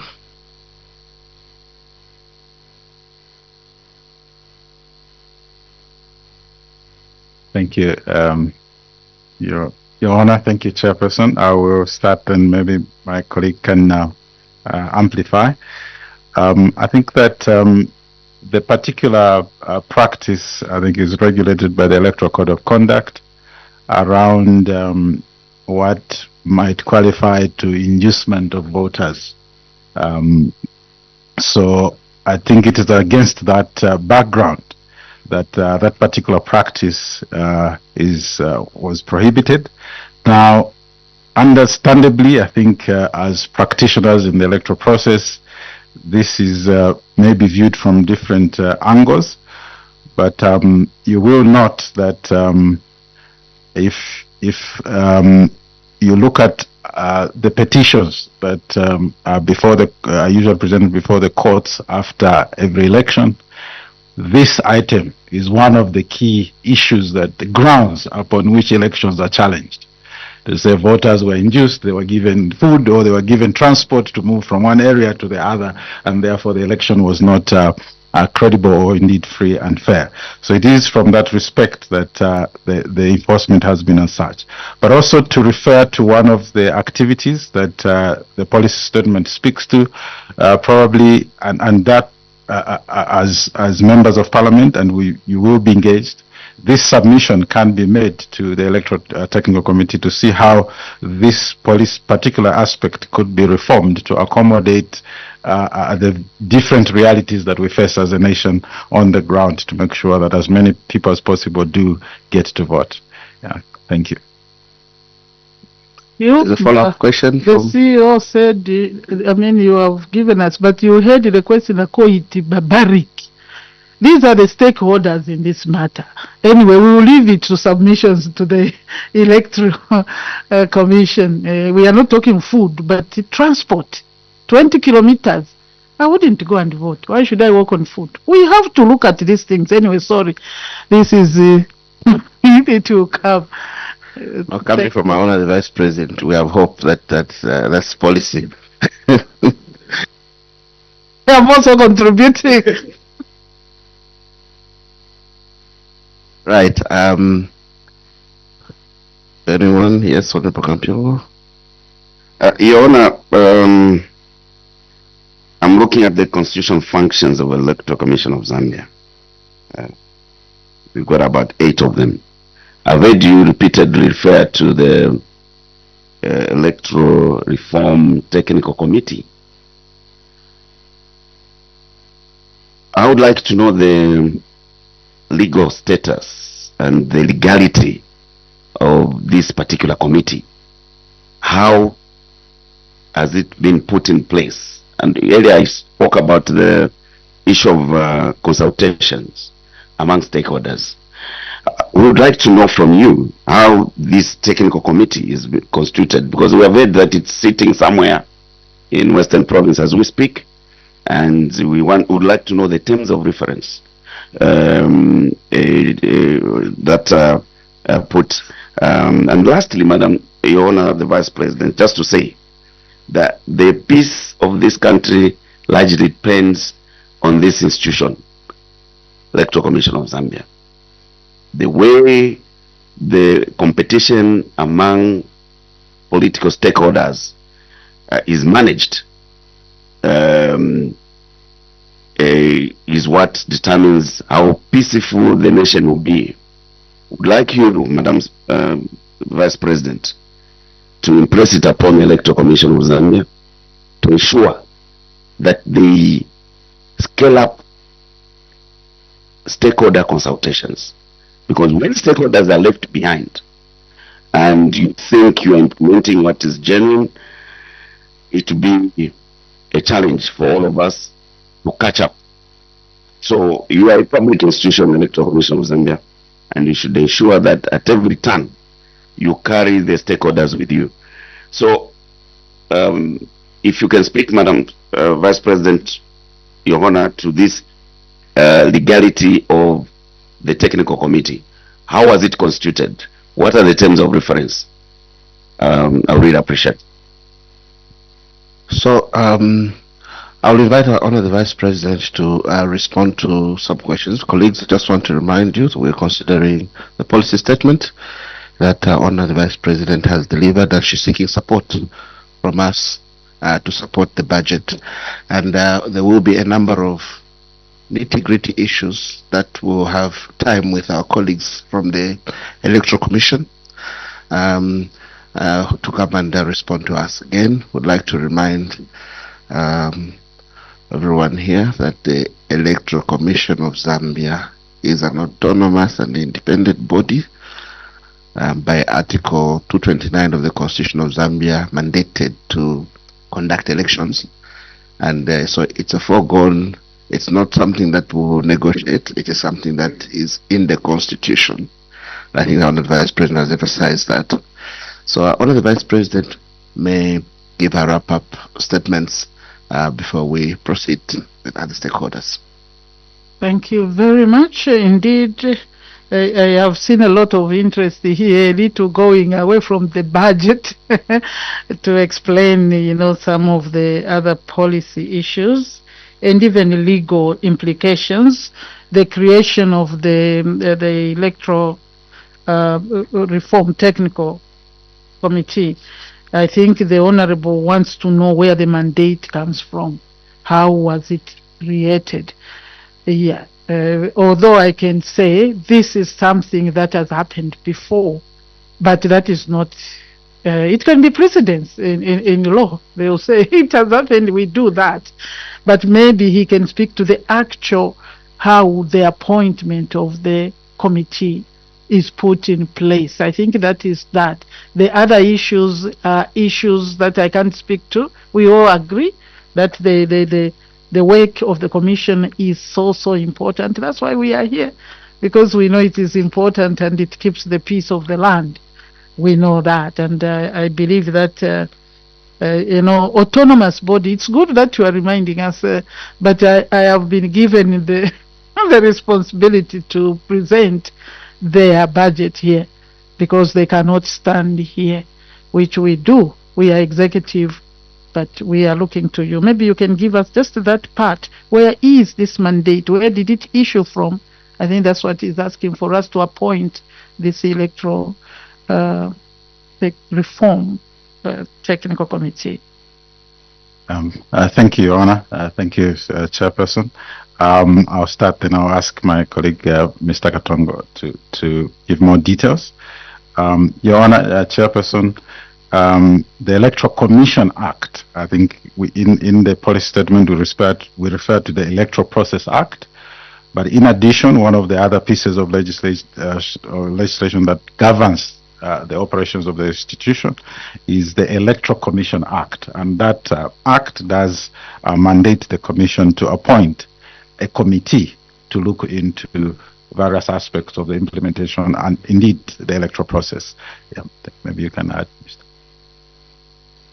Thank you, Honor. As indicated by CEO, there is a specific section which, if allowed, we can bring it. We can bring the specific section in the Electoral Commission of Zambia Act. As you may know, the ECZ has the Constitution, the Electoral Process Act, but also the Electoral Commission Act, which basically prescribes the administration of the Electoral Commission of Zambia. So, where the Commission feels that it may require the services of a committee, that's what the section says, the Commission shall appoint such a committee and provide with such a committee the terms of which to work with. So it was on that basis that the Commission appointed the Electoral Reform Technical Committee. I submit. Well, thank you very much. Madam Vice Chairperson, Ma'am, would you like to have your final remarks? All right, thanks. Your Honor the Vice President, your wrap-up comments. Thank you, Chair, and thank you, colleagues, honorable members of Parliament, members of this the Committee on Parastatal Bodies. for the interest shown, and indeed, coming out of this budget, it is my belief and trust that we will be supported because the work is enormous. But also the statement, I think, Honorable, is clear enough to say these are the things that we must do to prepare, particularly for 2026 elections. So we just want to appreciate that you have the interest and the issues that have been raised.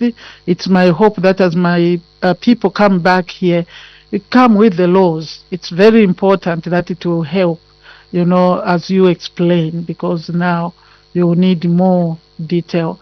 They will come with, for example, the Electoral Commission Act, the processes, so that we speak to them, because you are working within the mandate as provided for by the Constitution and the prescribed laws. So just come ready. You can see that the people are ready to get information. But I appreciate, Chair. Thank you for listening to us. Your Honor, the Vice President would like to express unfettered gratitude for finding time to come and interact with the Parliamentary Committee on Parastatal Bodies that is considering the head 805 Electoral Commission of Zambia. I say those remarks in view of the fact that we will be parting company with ECZ, but we shall still have our Honor the Vice President for head 07. So colleagues from ECZ, go and fasten your belts and come and tell us how you improve the management of elections, how certain budget figures have got up from 0 to 200%.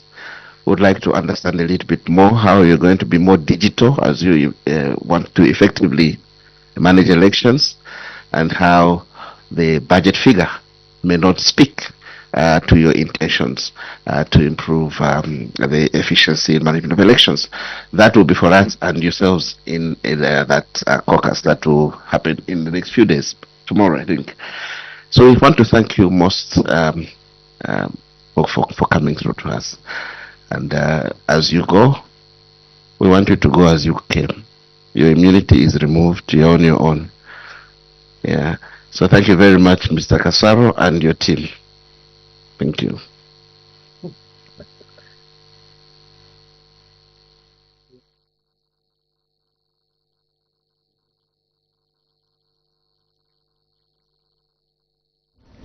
Good afternoon, and thank you for still being with us on Parliament Television. You're just from watching the live broadcast of the Committee on Parastatal Bodies on the consideration of Head 05, Electoral Commission of Zambia.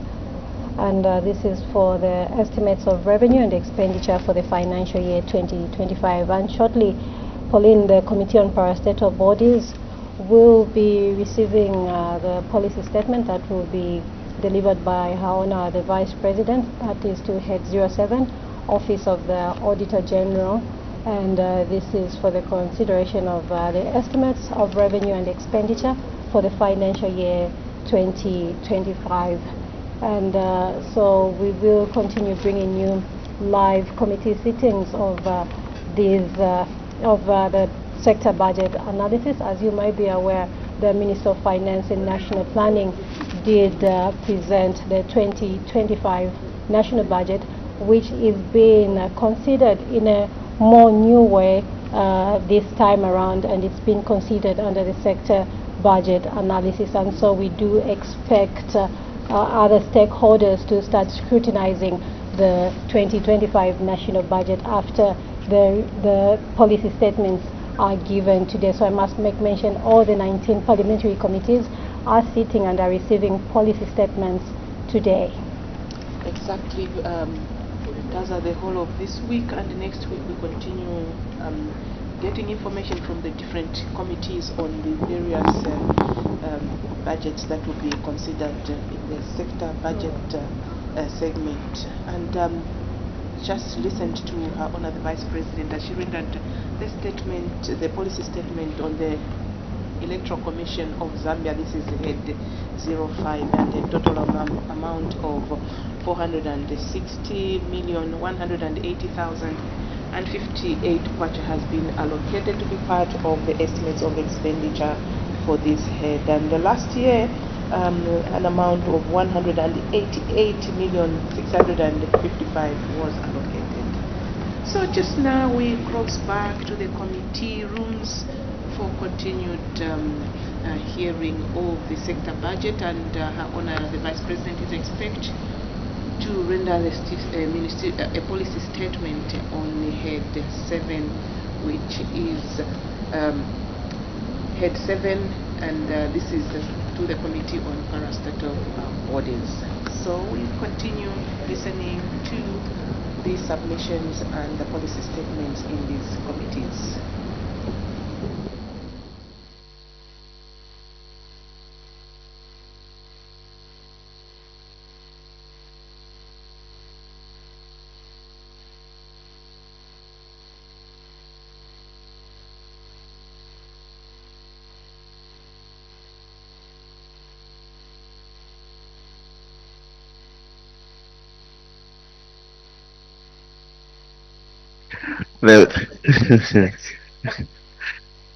Thank you.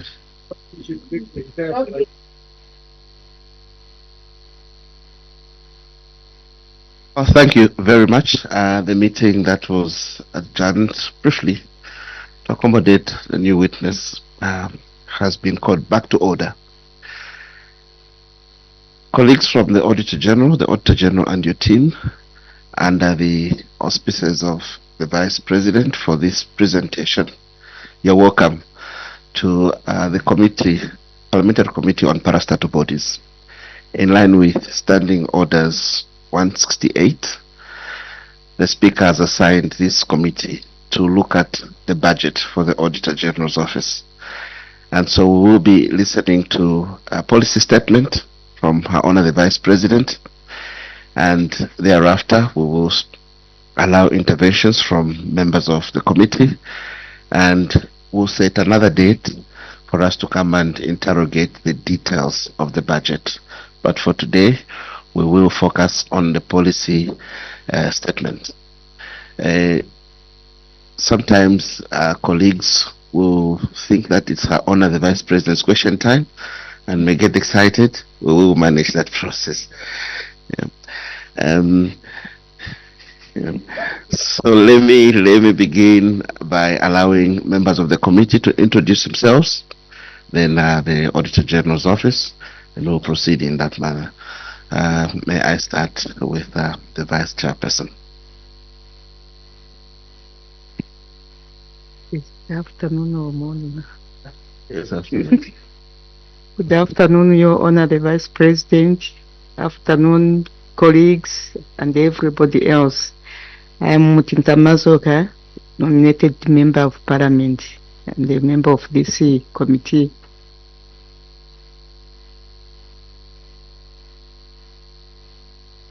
Sorry about that, Chair. Thank you. Your Honor, Stephen Kamlu was my name.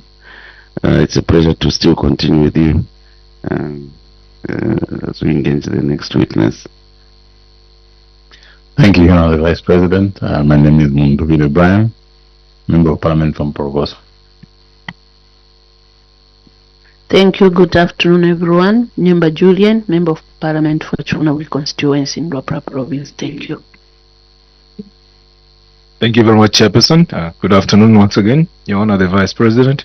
My name is Brian Kambita, Member of Parliament for Zambezi East constituency in Northwestern Province. Hello, Chair. Good afternoon, Madam Vice President. I'm Mwana Mapani, Member of Parliament for Namala constituency. Good afternoon, Anthony Kasando, MP for Bangweulu in Zambia. Thank you.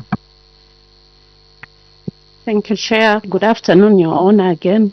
Karen Doty from the Office of the Clerk. Thank you. Secretary.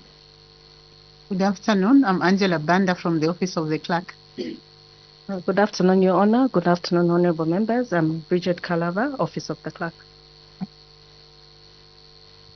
Good afternoon, Your Honor. Good afternoon, Chair. Good afternoon, Honorable. My name is Emmanuel Zulu, economist attached to the Office of the Parliamentary Budget Office for this particular assignment. Thank you. Good afternoon, Your Honor. Good afternoon, Chairperson. Afternoon, honorable members. Bono Mpofu from Office of the Auditor General, Director Planning. Thank you.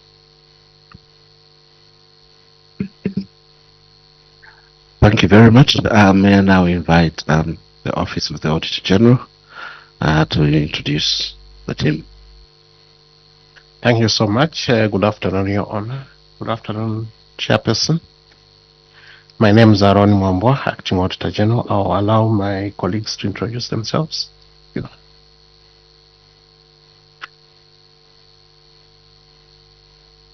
Good afternoon, Your Honor. Good afternoon, Chairperson. Good afternoon, honorable members. My name is Stella Nyonda.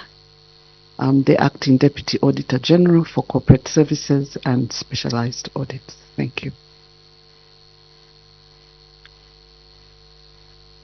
Members of the Auditor General's Office.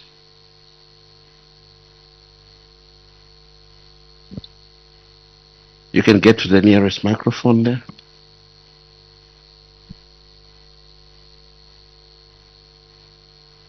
Good afternoon, Your Honor.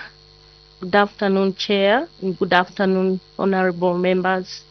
I'm Tamara Ngoma. I'm the Director of Finance at Office of Auditor General. Thank you.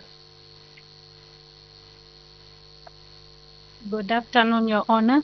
Good afternoon, the Chair. Good afternoon, honorable members. My name is Cynthia Matimba. I'm the Chief Planner in the Office of the Auditor General. Thank you.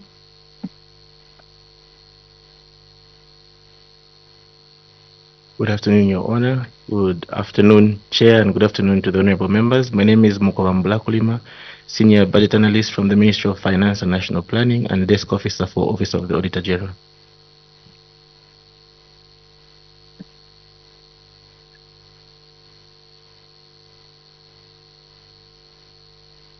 Good afternoon, Your Honor. Good afternoon, Chair. Good afternoon, honorable members. My name is Mwikampoya, Senior Planner, Office of the Auditor General.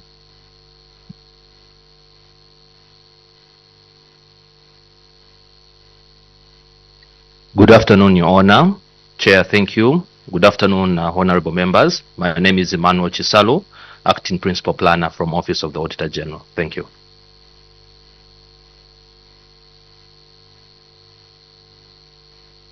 Good afternoon. My name is Simon Munyama. I'm Senior Planner, Office of the Auditor General.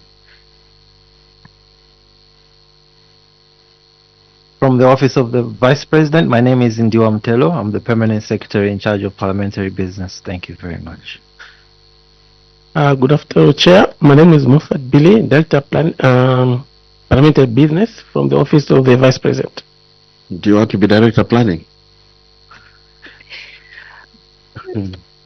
Good afternoon again, Your Honor. Good afternoon, Chairperson and members of this committee. My name is Deborah Daka, Principal Parliamentary Business Officer for the Office of Vice President. Good afternoon, Your Honor. Good afternoon, Chair. My name is Joseph Lungu from the Office of the Vice President. Thank you very much. Good afternoon, Your Honor, once again, and welcome to this meeting that is considering Head 07, Office of the Auditor General. I know that Auditor General Monomamba is used to auditing others. This committee would like to audit your budget and will listen to submissions from many stakeholders in line with the Standing Orders 168. The Minister of Finance already presented the budget. So today we're listening to the policy statement from our Honorable Vice President, and then we'll proceed in with interventions, and thereafter other stakeholders will come through and we'll look at the nitty-gritties of your budget. Just to recap, my name's Honorable Dr. Chitalo Chilufya. I'm chairman of this committee. As you appear before this committee, or indeed any other parliamentary committee, you are protected under Cap 12 of the laws of Zambia, which grants members of parliament immunity against prosecution for what they say while in the House. Now, this means that information that you give to this committee cannot be used in any court of law against you or outside Parliament, as long as it is factual. On the other hand, if you willfully mislead this committee, the same law turns against you. And I'm confident that that is not your intention. you may be rest assured that whatever deliberations are done in here, you are protected under this cap. May I now invite Her Honor the Vice President to present the policy statement in support of Head 07. Your Honor the Vice President. Thank you very much, Chairperson. And I also would like to thank the honorable members. And I want to particularly thank you for protecting me from turning this committee into 45 minutes. And therefore we limit to the budget of the Auditor General's office. Chairperson, I wish to extend my sincere gratitude for according me this opportunity to present the 2025 estimates of expenditure for Head 07, Office of the Auditor General. Chairperson, the Office of the Auditor General is a public office established under Article 249 of the Constitution of Zambia, Amendment Act Number 2 of 2016. The office is charged with the responsibility of providing auditing services to public and other institutions that receive government subventions. The functions of the office are stipulated under Article 250 of the Constitution of the Republic of Zambia, the Public Audit Act Number 18 of 1980, the Public Finance Management Act Number 1 of 2018, the Local Government Act Number 2 of the 2019 and the Constituency Development Fund Act Number 1 of 2024. Chairperson, the role of the Office of the Auditor General is critical to the socio-economic development of the country. Its role includes promoting accountability and transparency in the management of public resources to ensure that resources are used for the intended purposes. Overview of 2024 operations. Chairperson, in 2024, the office was allocated 267,704,069 kwacha for the two programs, namely external audit and assurance and management and support services, and the following milestones were achieved. A. External audit and assurance. Major audit activities were undertaken on financial audits of line ministries such as health, education, agriculture, community development and social welfare, and fisheries and livestock. The office in the process of auditing the 116 local authorities and the Constituency Development Fund. The office is in the process of auditing the 116 local authorities and the Constituency Development Fund. Further, the office is in the process of producing 7 performance audit reports on various thematic areas. The 2 key outputs produced as at 30th September 2024 are: 1. Opinion on the financial statements of the Republic for the year ended 31st December 2023, issued by 31st May 2024. 2. Audit report on the accounts of the Republic for the financial year ended 31st December 2023, produced by 26th September 2024. B. Management and support services. Major activities implemented under the program were: 1.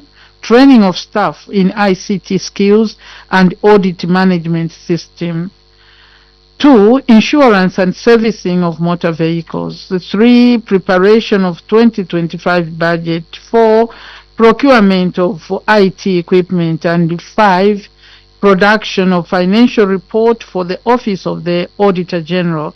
The key output was the administrative report for the year ended 2023, produced by 31st August 2024. 2025 budget estimates. Chairperson, I wish to inform this committee that a total budget provision of 252,264,875 has been allocated to the Office of the Auditor General for the year 2025 for the implementation of the two programs. However, there is a 6% reduction in budget allocation for the year from the 2024 budget provision. The office will implement the following two programs in the 2025 budget. One, internal audit and assurance program.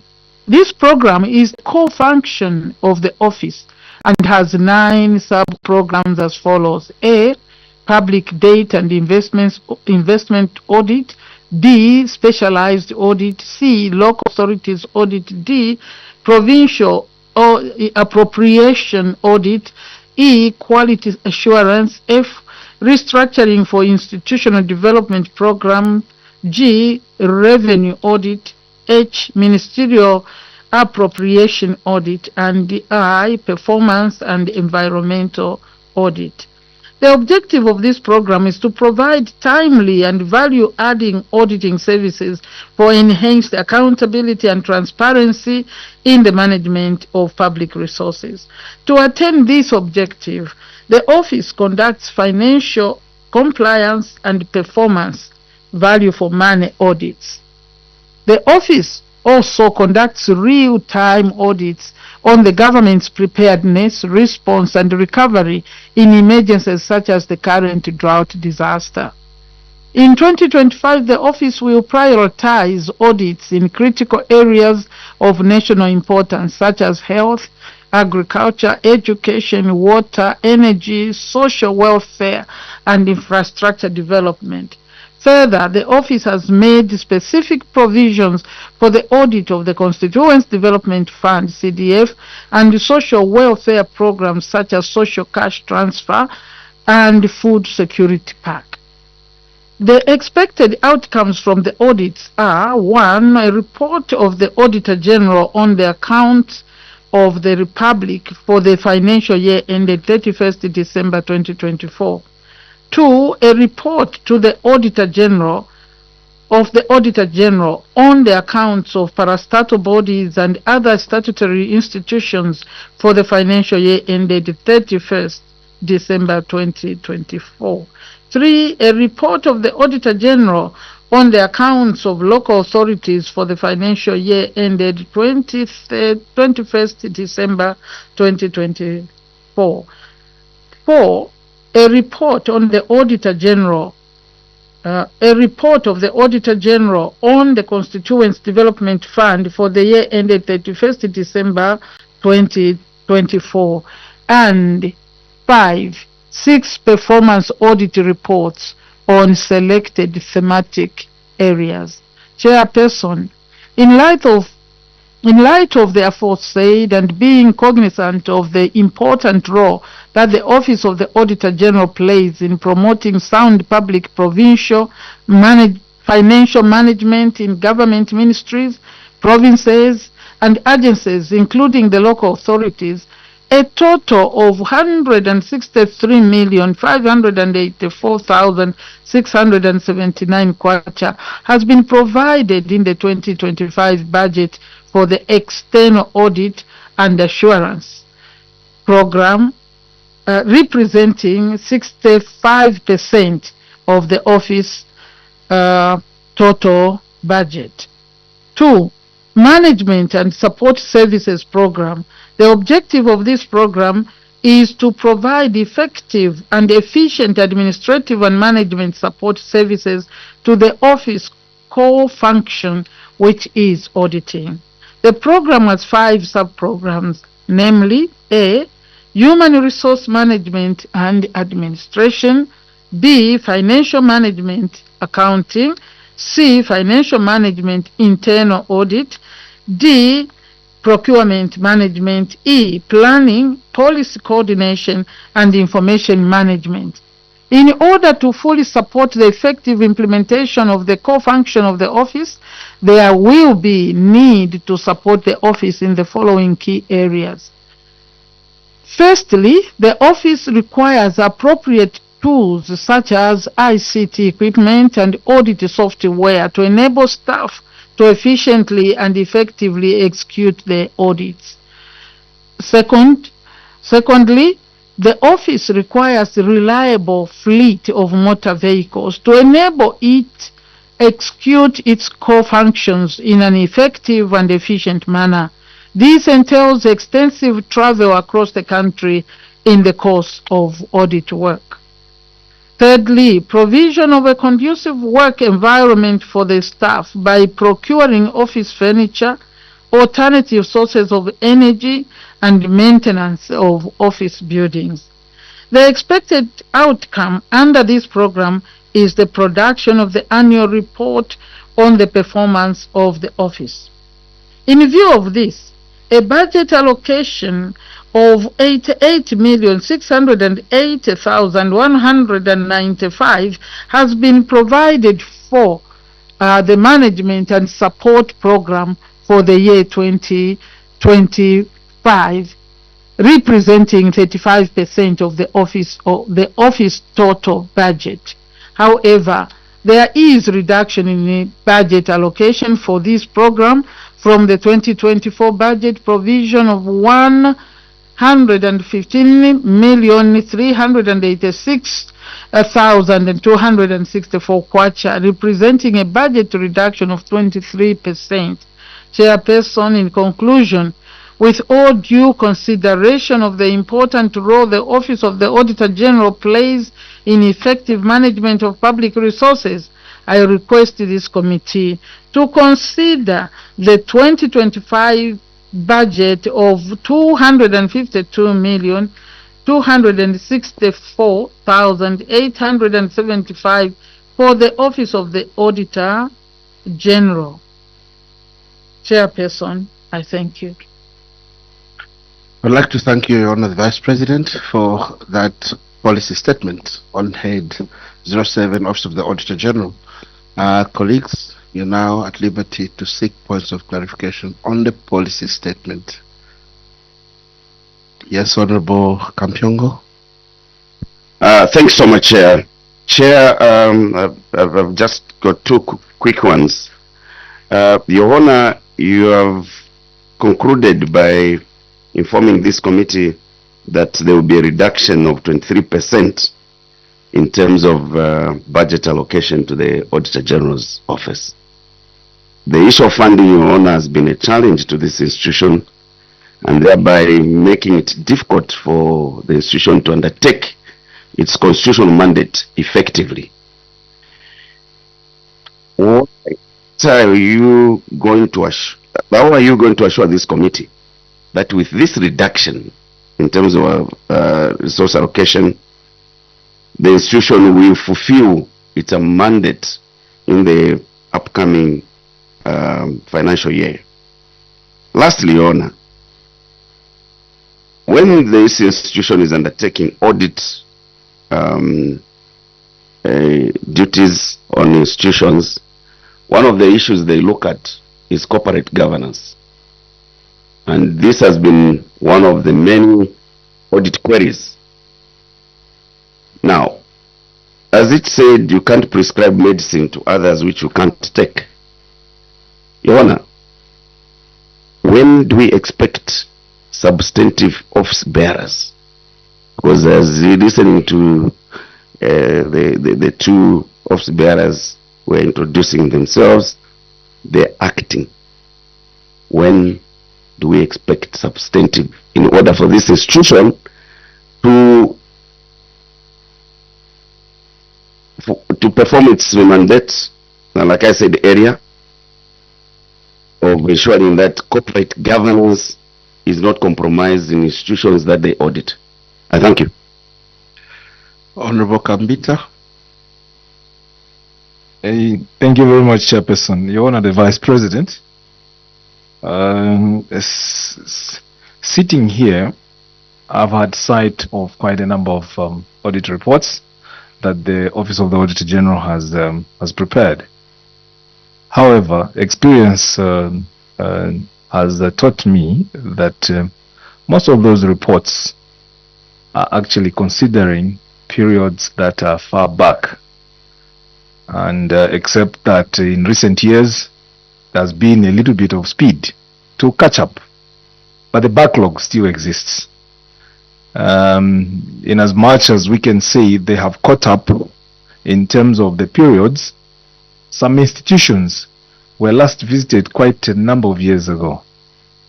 And their program, this budget, is actually an estimate which is made on the basis of sampling, where they have a risk profile and they are able to profile institutions of government, and they choose which ones to visit which year. That being the case, it means the bigger population of government institutions is not considered wholly by this budget.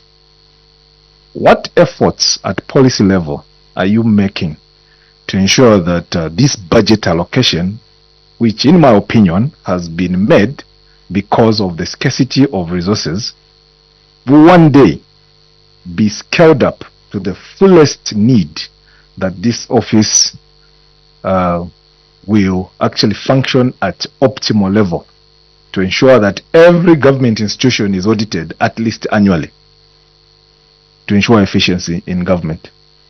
I thank you. Honorable Mapani. Thank you, Chair. Through you to our Honorable Vice President. The Honorable Vice President, there's an indication in your submission that there's an intention to actually audit the local authorities. Now, I just wanted to find out, is this intention aiming at auditing what happened last year, or we'll have to start from the time the CDF issues were brought to the public positions? I thank you.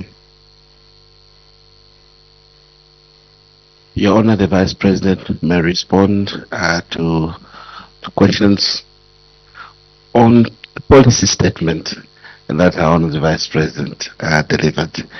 Yeah, and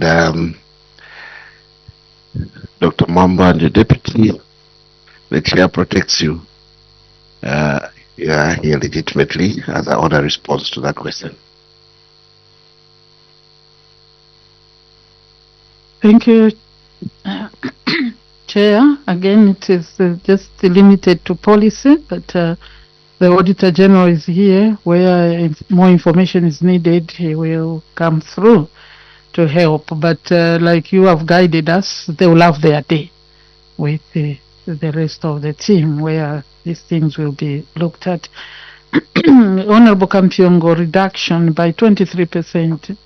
I will take it that it is concerning, and therefore you have said this is how sometimes the institution fails to do what it is fully mandated or mandated to fully do that which they are supposed to do, failure to execute their mandate.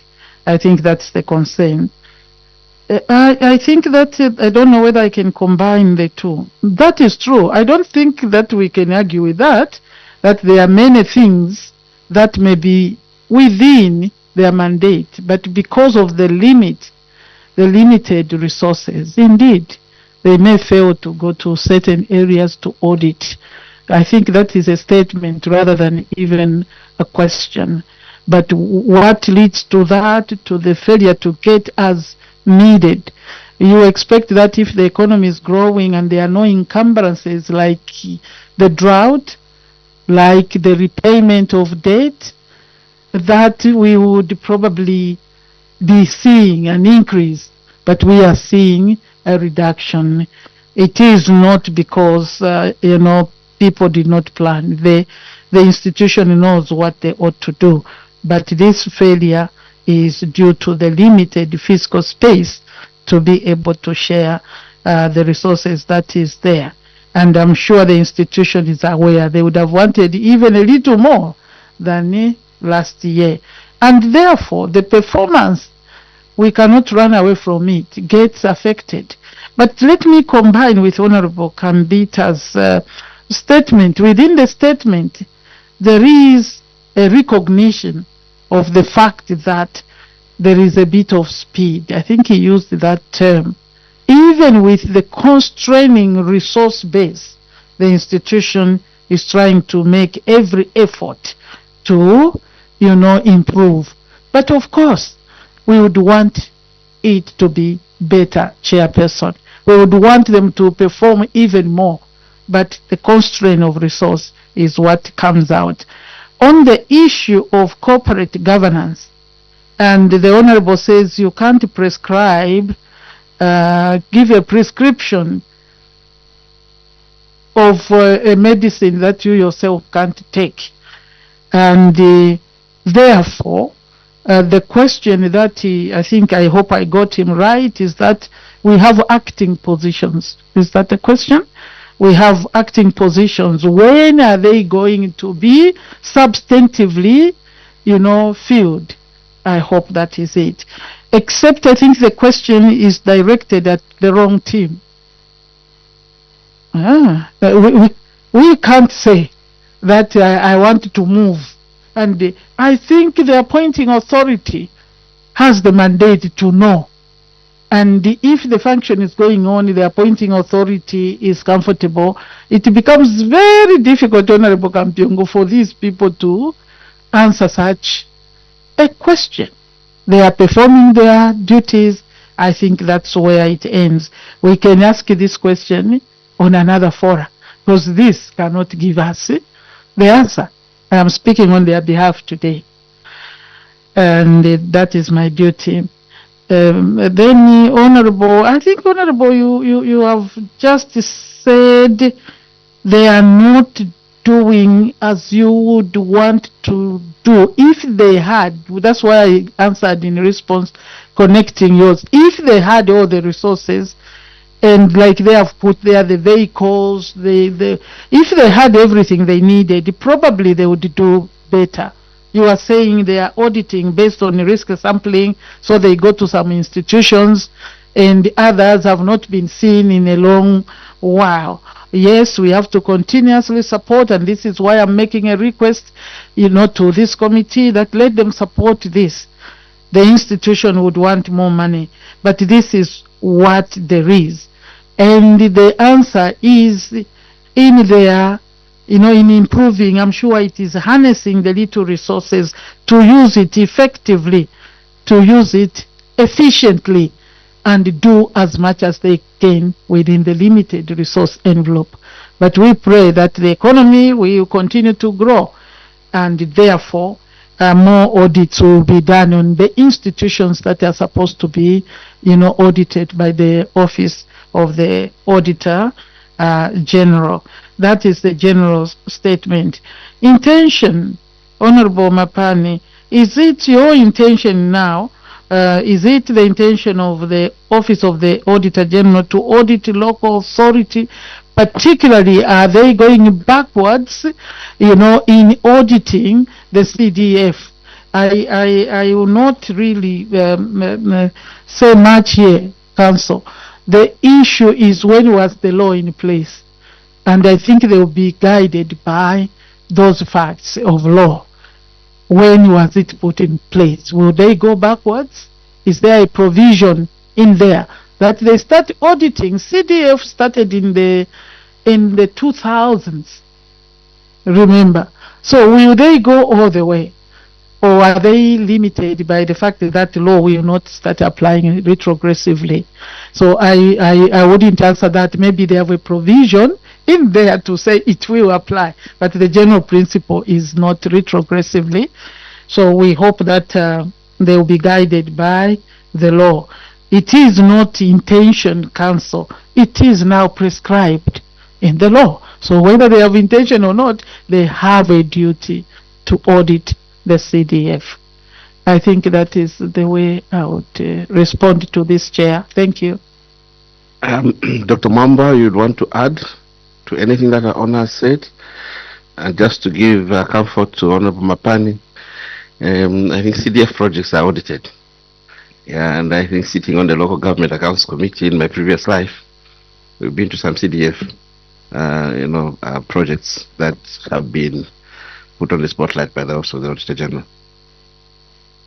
Thank you so much, Chair. Thank you, Your Honor. Just to give clarity, I think, to Honorable Mapani's question, If you go back a little bit, you'll find that last year we produced 2 reports. There was a report on CDF on its own. There was also a report on local authorities operations. We are doing the same this year, and this is because there's a specific requirement in the CDF Act for us to do that. So it is something that we started last year, and we'll continue doing that. I could also touch on the reduction maybe, just to try and amplify. If you look at the budget for last year, there was a budget there for the completion of Chinsali office. Most of the reduction has gone to that because that office is, we have foreseen that it may be completed this year. There was also a provision for the procurement of motor vehicles, which has not been included in this year's budget. Mainly the reduction is coming from that. Thank you. Thank you very much. Any other clarifications, honorable members? Your Honor the Vice President, the committee expresses concern in part through what Honorable Kambita said on the timeliness submission of audit reports and on the follow-up of these audit reports, and that a number of committees that to do with accountability are following up very old legacy issues. We would like to request, as we support the budget, that there be timeliness audits so that accountability is enhanced. The people that repose the trust in us to manage the country expect accountability, and we cannot be looking at reports 8 years back, especially follow-ups. So your coordination with the Office of the ST in terms of responses, would actually be, appreciated. It's a concern from the committee. Vice Chairperson, do you have any inputs? Your Honor the Vice President, your wrap-up statements. Thank you very much again for your support. We believe that with more information given, there will be support. Not very good at these issues, but if I look at page 55, what is it? I mean, page 5.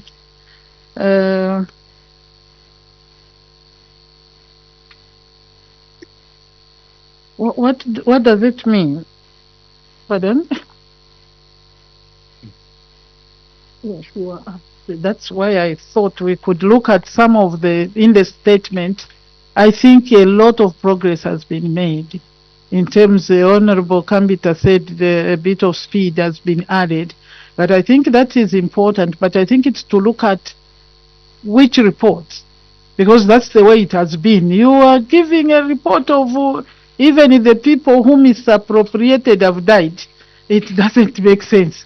But I see that the institution is making every effort. If we look at part of the policy statement, you will see some of the things that are there indicating that the work is progressing a little faster. But indeed, when they come back, my people come back, they'll give the detail of exactly how they have performed up to this moment. And that's why we give the overview of the previous year and then how we plan. I'm sure, I have no doubt that this committee will support the Auditor General's budget so that we can enhance accountability, transparency, and therefore protect our resources. I'll not call them meager. We have enough resources for us, properly used, we can improve. I thank you very much, Chair, and the rest of the committee.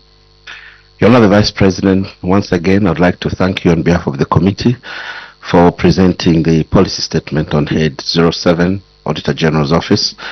This institution is an important tool of governance. It's a supreme audit institution that looks at all parastatals, all government institutions, and even donor-funded projects.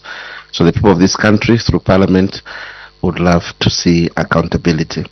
And so we're very grateful, Your Honor the Vice President, that you presented this policy statement. Now we'll engage the team in detail to look at the nitty-gritties.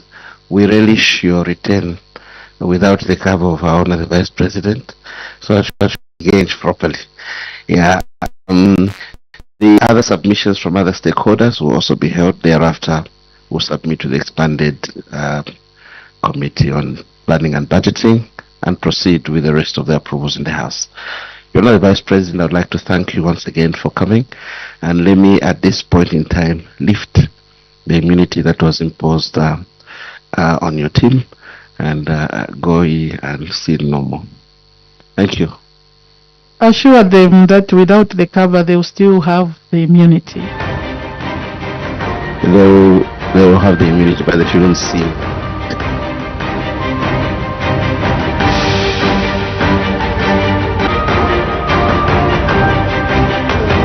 We're just watching a live broadcast of the committee sitting of the Committee on Parastatal Bodies for the consideration of Head 07, Office of the Auditor General, on the estimates of revenue and expenditure for the financial year 2025. And Her Honor, the Vice President, has delivered the policy statement. Yes, following that policy statement, a head total of 252,264,875 kwacha has been allocated to this particular head, that is Head Auditor General's Office, Head 07. There is a slight reduction in this amount. Last year, actually, this head was allocated 267,704,069 kwacha. So for 2025, there is a slight reduction. And so, Taza, after this, what is next after these submissions? We do expect the sector budget analysis to now continue with other stakeholders for the 2025 national budget to be scrutinized. Remember, the 2025 national budget is being scrutinized sector by sector, so that is why even as Parliament Television, even Parliament Radio, we will be bringing you live these committee sittings as they unfold. And Pauline, we must make mention that there are some witnesses that will make their submissions to this Committee on Parastatal Bodies, and some of them do include the Zambia Institute of Chartered Accounts, which will make a submission to Head 07. We also have the Chief Electoral Officer, who will make the submission to Head 05.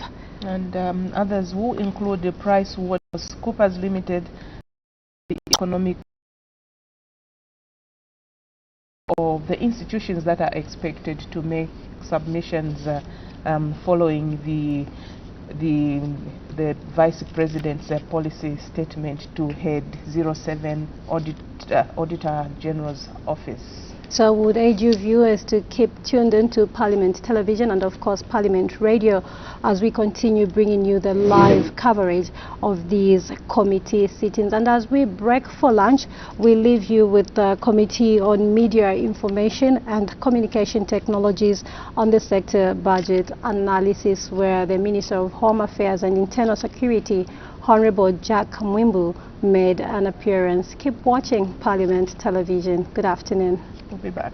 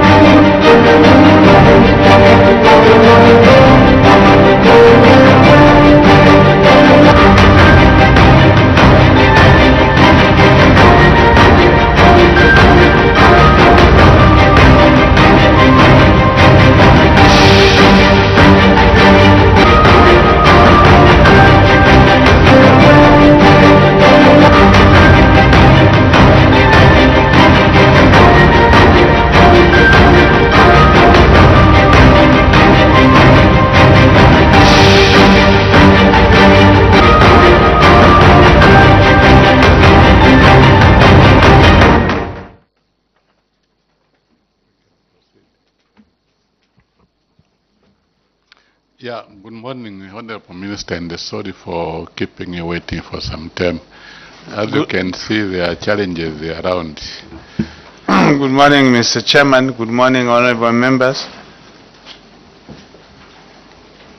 Yeah, maybe we start our interaction with the introductions. I can see we have new members on your left there. And then we give you a minute. I don't know how many times Parliament is going to give you a minute. So maybe we start with your side, the introductions. Mr. Chairman, I wouldn't want to be a witness.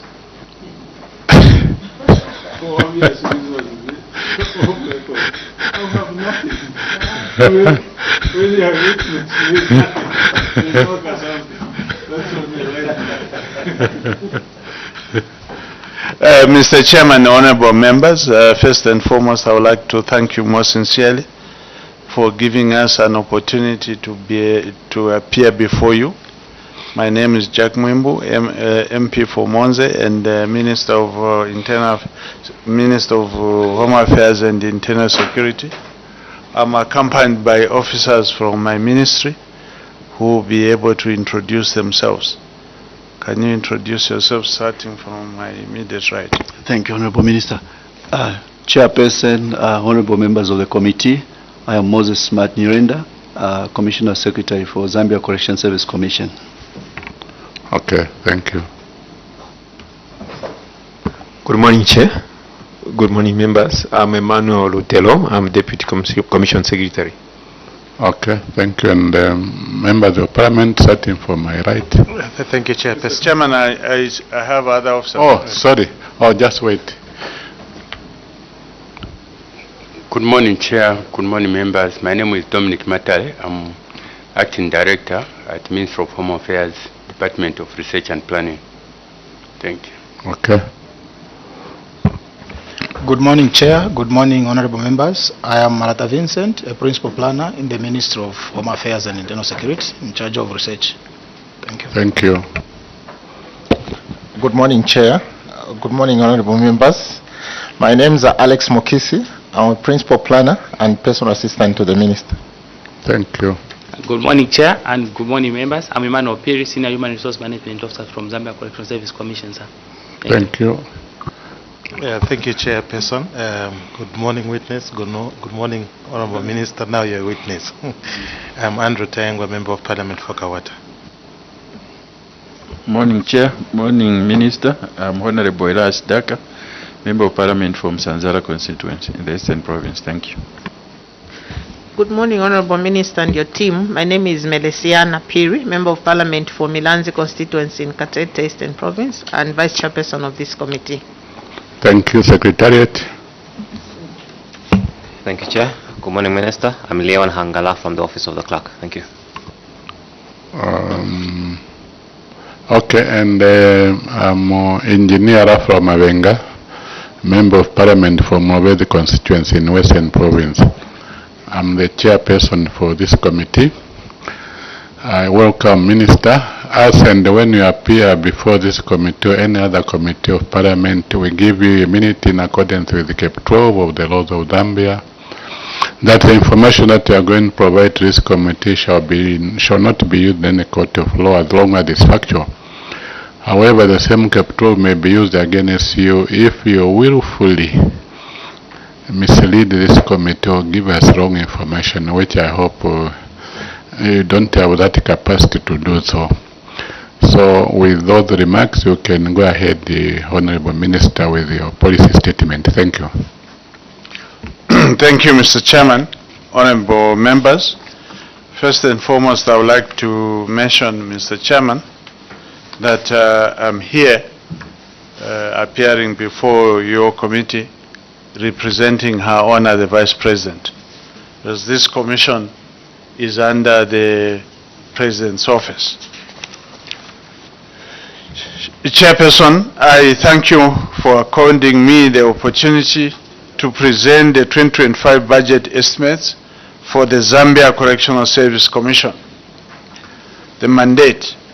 Chairperson, the Zambia Correctional Service Commission is a constitutional and statutory body mandated to provide human resource functions to the Zambia Correctional Service under Constitutional Amendment Act Number 2 of 2016, established under Article 225 and the Safes Commissions Act Number 10 of 2016. Vision statement. The vision is a commission of excellency in human resource services for the Correctional Service. Mission statement. The mission is to provide efficient human resource services for an effective correctional service. Functions of the Commission. Chairperson, the Zambia Correctional Service Commission is charged with the responsibility of human resource management in the Zambia Correctional Service, as provided for in the Constitution Amendment Number 2 of 2016 and the Service Commissions Act Number 10 of 2016. Review of the past performance, 2024. During the period under review, the Zambia Correctional Service Commission was funded the sum of 14,786,746 kwacha to execute a number of programs guided by its functions. In its continued effort to maintain effective and efficient service delivery, the Commission undertook the following programs. Sensitization of human resource management committees. The Zambia Correctional Service Commission sensitized officers in northwestern, northern, and Muchinga provinces on the human resource management reforms. Processing of cases. The Zambia Correctional Service Commission processed a total of 1,161 cases for the Zambia Correctional Service. These include promotions, confirmations, appeals, transfers, and separations. Integrity Committee. The Integrity Committee for the Commission was inducted by the Anti-Corruption Commission in September 2024. The committee will undertake tasks to prevent corruption in the Zambia Correctional Service Commission. 6 challenges. Chairperson, the challenges being faced by the Correctional Service Commission, are almost identical to those of the Police Service Commission, both being products of the Zambia Police and Prisons Commission. The following were some of the challenges faced during the year under review.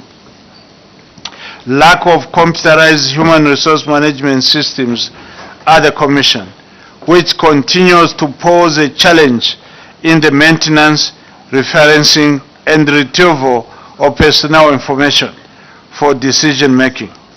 It is hoped that in the subsequent years to come, Smart Zambia will greatly assist the Commission to computerize all personnel records for easy storage and retrieval of information for decision making. The Commission will be grateful to receive support regarding the same. Unconducive work environment. The building housing the Commission is a condemned building and is being claimed back by the Bank of Zambia. Inadequate funding, inadequate office furniture, and inadequate transport. Key issues to be addressed in 2025. Chairperson, the key issues to be addressed in 2025 are as follows. 1. Human resource and management. The Commission will oversee the establishment of human resource management committees in the Correctional Service. The resources under this program will go towards the implementation of the formation and capacity building of the Human Resource Management Committee. 2. Governance and standards. The Human Resource Management Committee that will be formed is expected to implement and provide guidance in the management of human resource across the correctional service in the provinces. The Commission will carry out quality assurance and inspections through monitoring and evaluation on how the committee is adhering to the principles and the value-based system of human resource management in the service. 3. management and support services. The Commission intends to enhance the overall provision of the strategic and policy direction in order to facilitate the efficient and effective operation of the institution. The Commission will also launch its service charter in order to enhance efficiency and improve service delivery for the period 2024 to 2026. Chairperson, in conclusion, the Correctional Service Commission wishes to enhance its strategic monitoring role as guided by its constitutional mandate. To comprehensively achieve this goal, the Commission will require additional funding to effectively support performance management. I hereby submit the proposed 2025 budget estimates of expenditure for the Commission amounting to 16,101,162 kwacha 16 way only. It is my considered view that resources be provided for in the 2025 budget for the Zambia Correctional Service Commission in order to implement the much-needed human resource reforms. Mr. Chairman, I thank you. Thank you very much, Honorable Minister.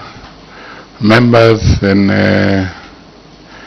areas of clarification on the policy statement. Honorable Daka. Thank you, Minister, for your policy statement, which is very okay. But I wanted just to find out from you, from the budget that the Minister of Finance is proposing to your ministry, is it okay that maybe we can have some adjustment so that you cater for your inadequacy in furniture and in transport, so that we can vary some funds from other portfolio ministries that you may suggest to say, okay, if we can increase this so that we cater for inadequacy of transport. Maybe just for an example, just like we did with Ministry of Local Government, where we allocated fund to buy motor vehicles for police. Would you maybe think through that same arrangement so that even correction service also can have vehicles that they can be using? I submit, Chair. Thank you very much, Honorable Minister. Thank you, Chairman, and also wish to thank Honorable Daka for that very important question. Mr. Chairman, Honorable Members, it is very difficult for us to vary what we have presented to you. The money that is in the budget for the Zambia Correction Service is not even enough for the budget for the programs which we intend to implement this coming year. If your able committee, working together with other committees, as you go into the other chairperson of committees, if you think that in other ministries it's possible, if you think there is money in other ministries or departments which is redundant, and you can give us as a commission to increase and cater for the requirements of the commission, that would be a good thing, and we'll be very grateful for that. For now, we have very serious challenges. As we have indicated, the building where my commissioners are working from is a condemned building. You yourself, Mr. Chairman, you are an engineer.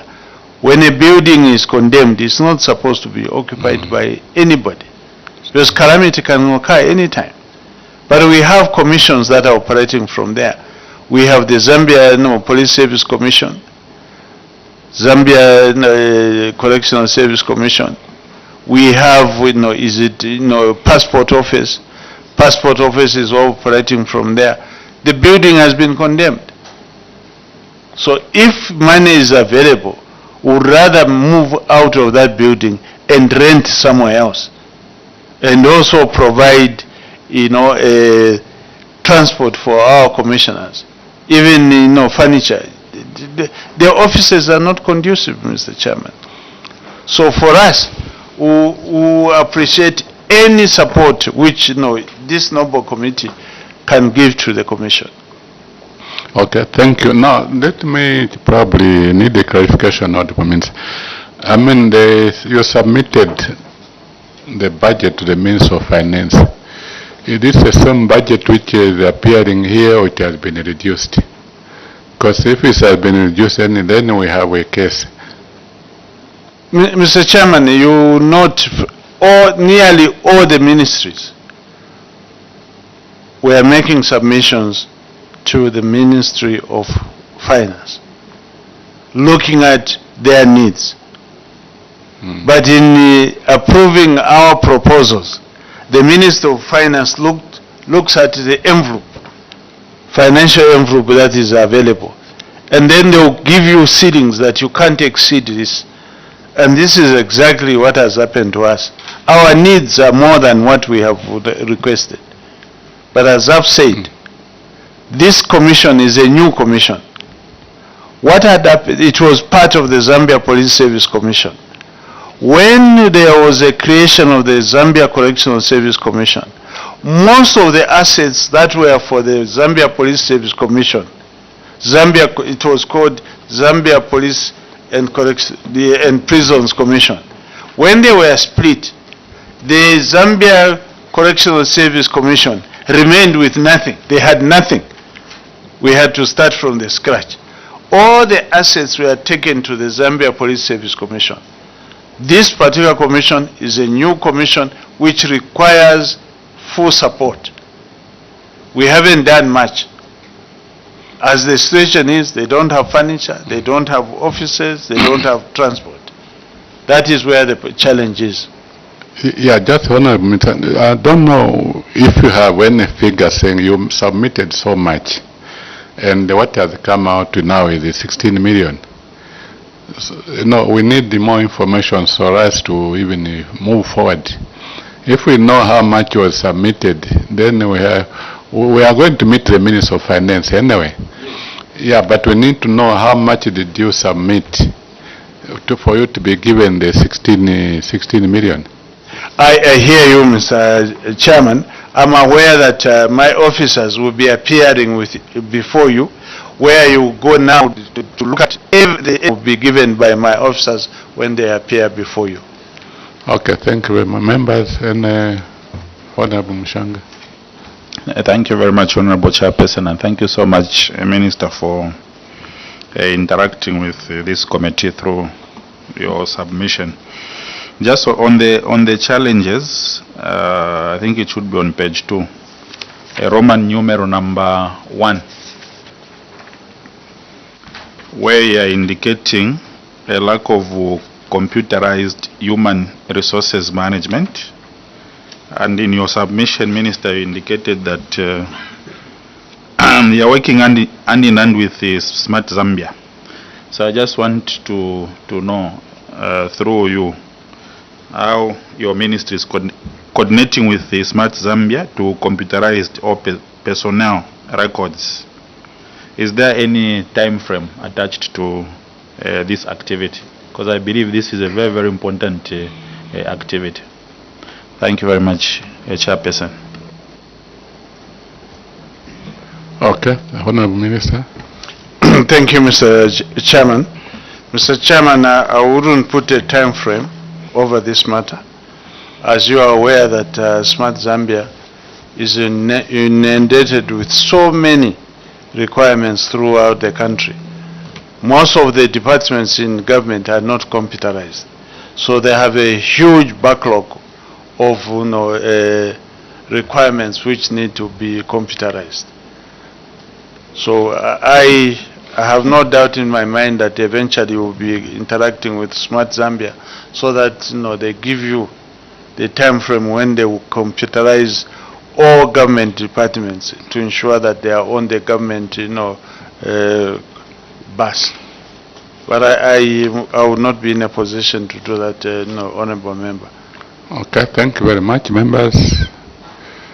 It appears we have exhausted our area of question. No, Honorable Minister, any your concluding remarks, if any? Mr. Chairman, I just want to thank you most sincerely, and you honorable members, for the able manner you have handled the interaction between yourselves and us. If there will be any other issues that you require us to clarify as you interact with other stakeholders, we'll be available to come back and answer to issues. Thank you so much, Mr. Chairman, on behalf of my officers. Thank you very much. At the beginning of our interaction, we gave you a minute. Now we have come to an end. So I would like to revoke that a minute and have a good day. Thank you, Honorable Mr. Chairman, please, I need it. Thank you so much, Mr. Chairman.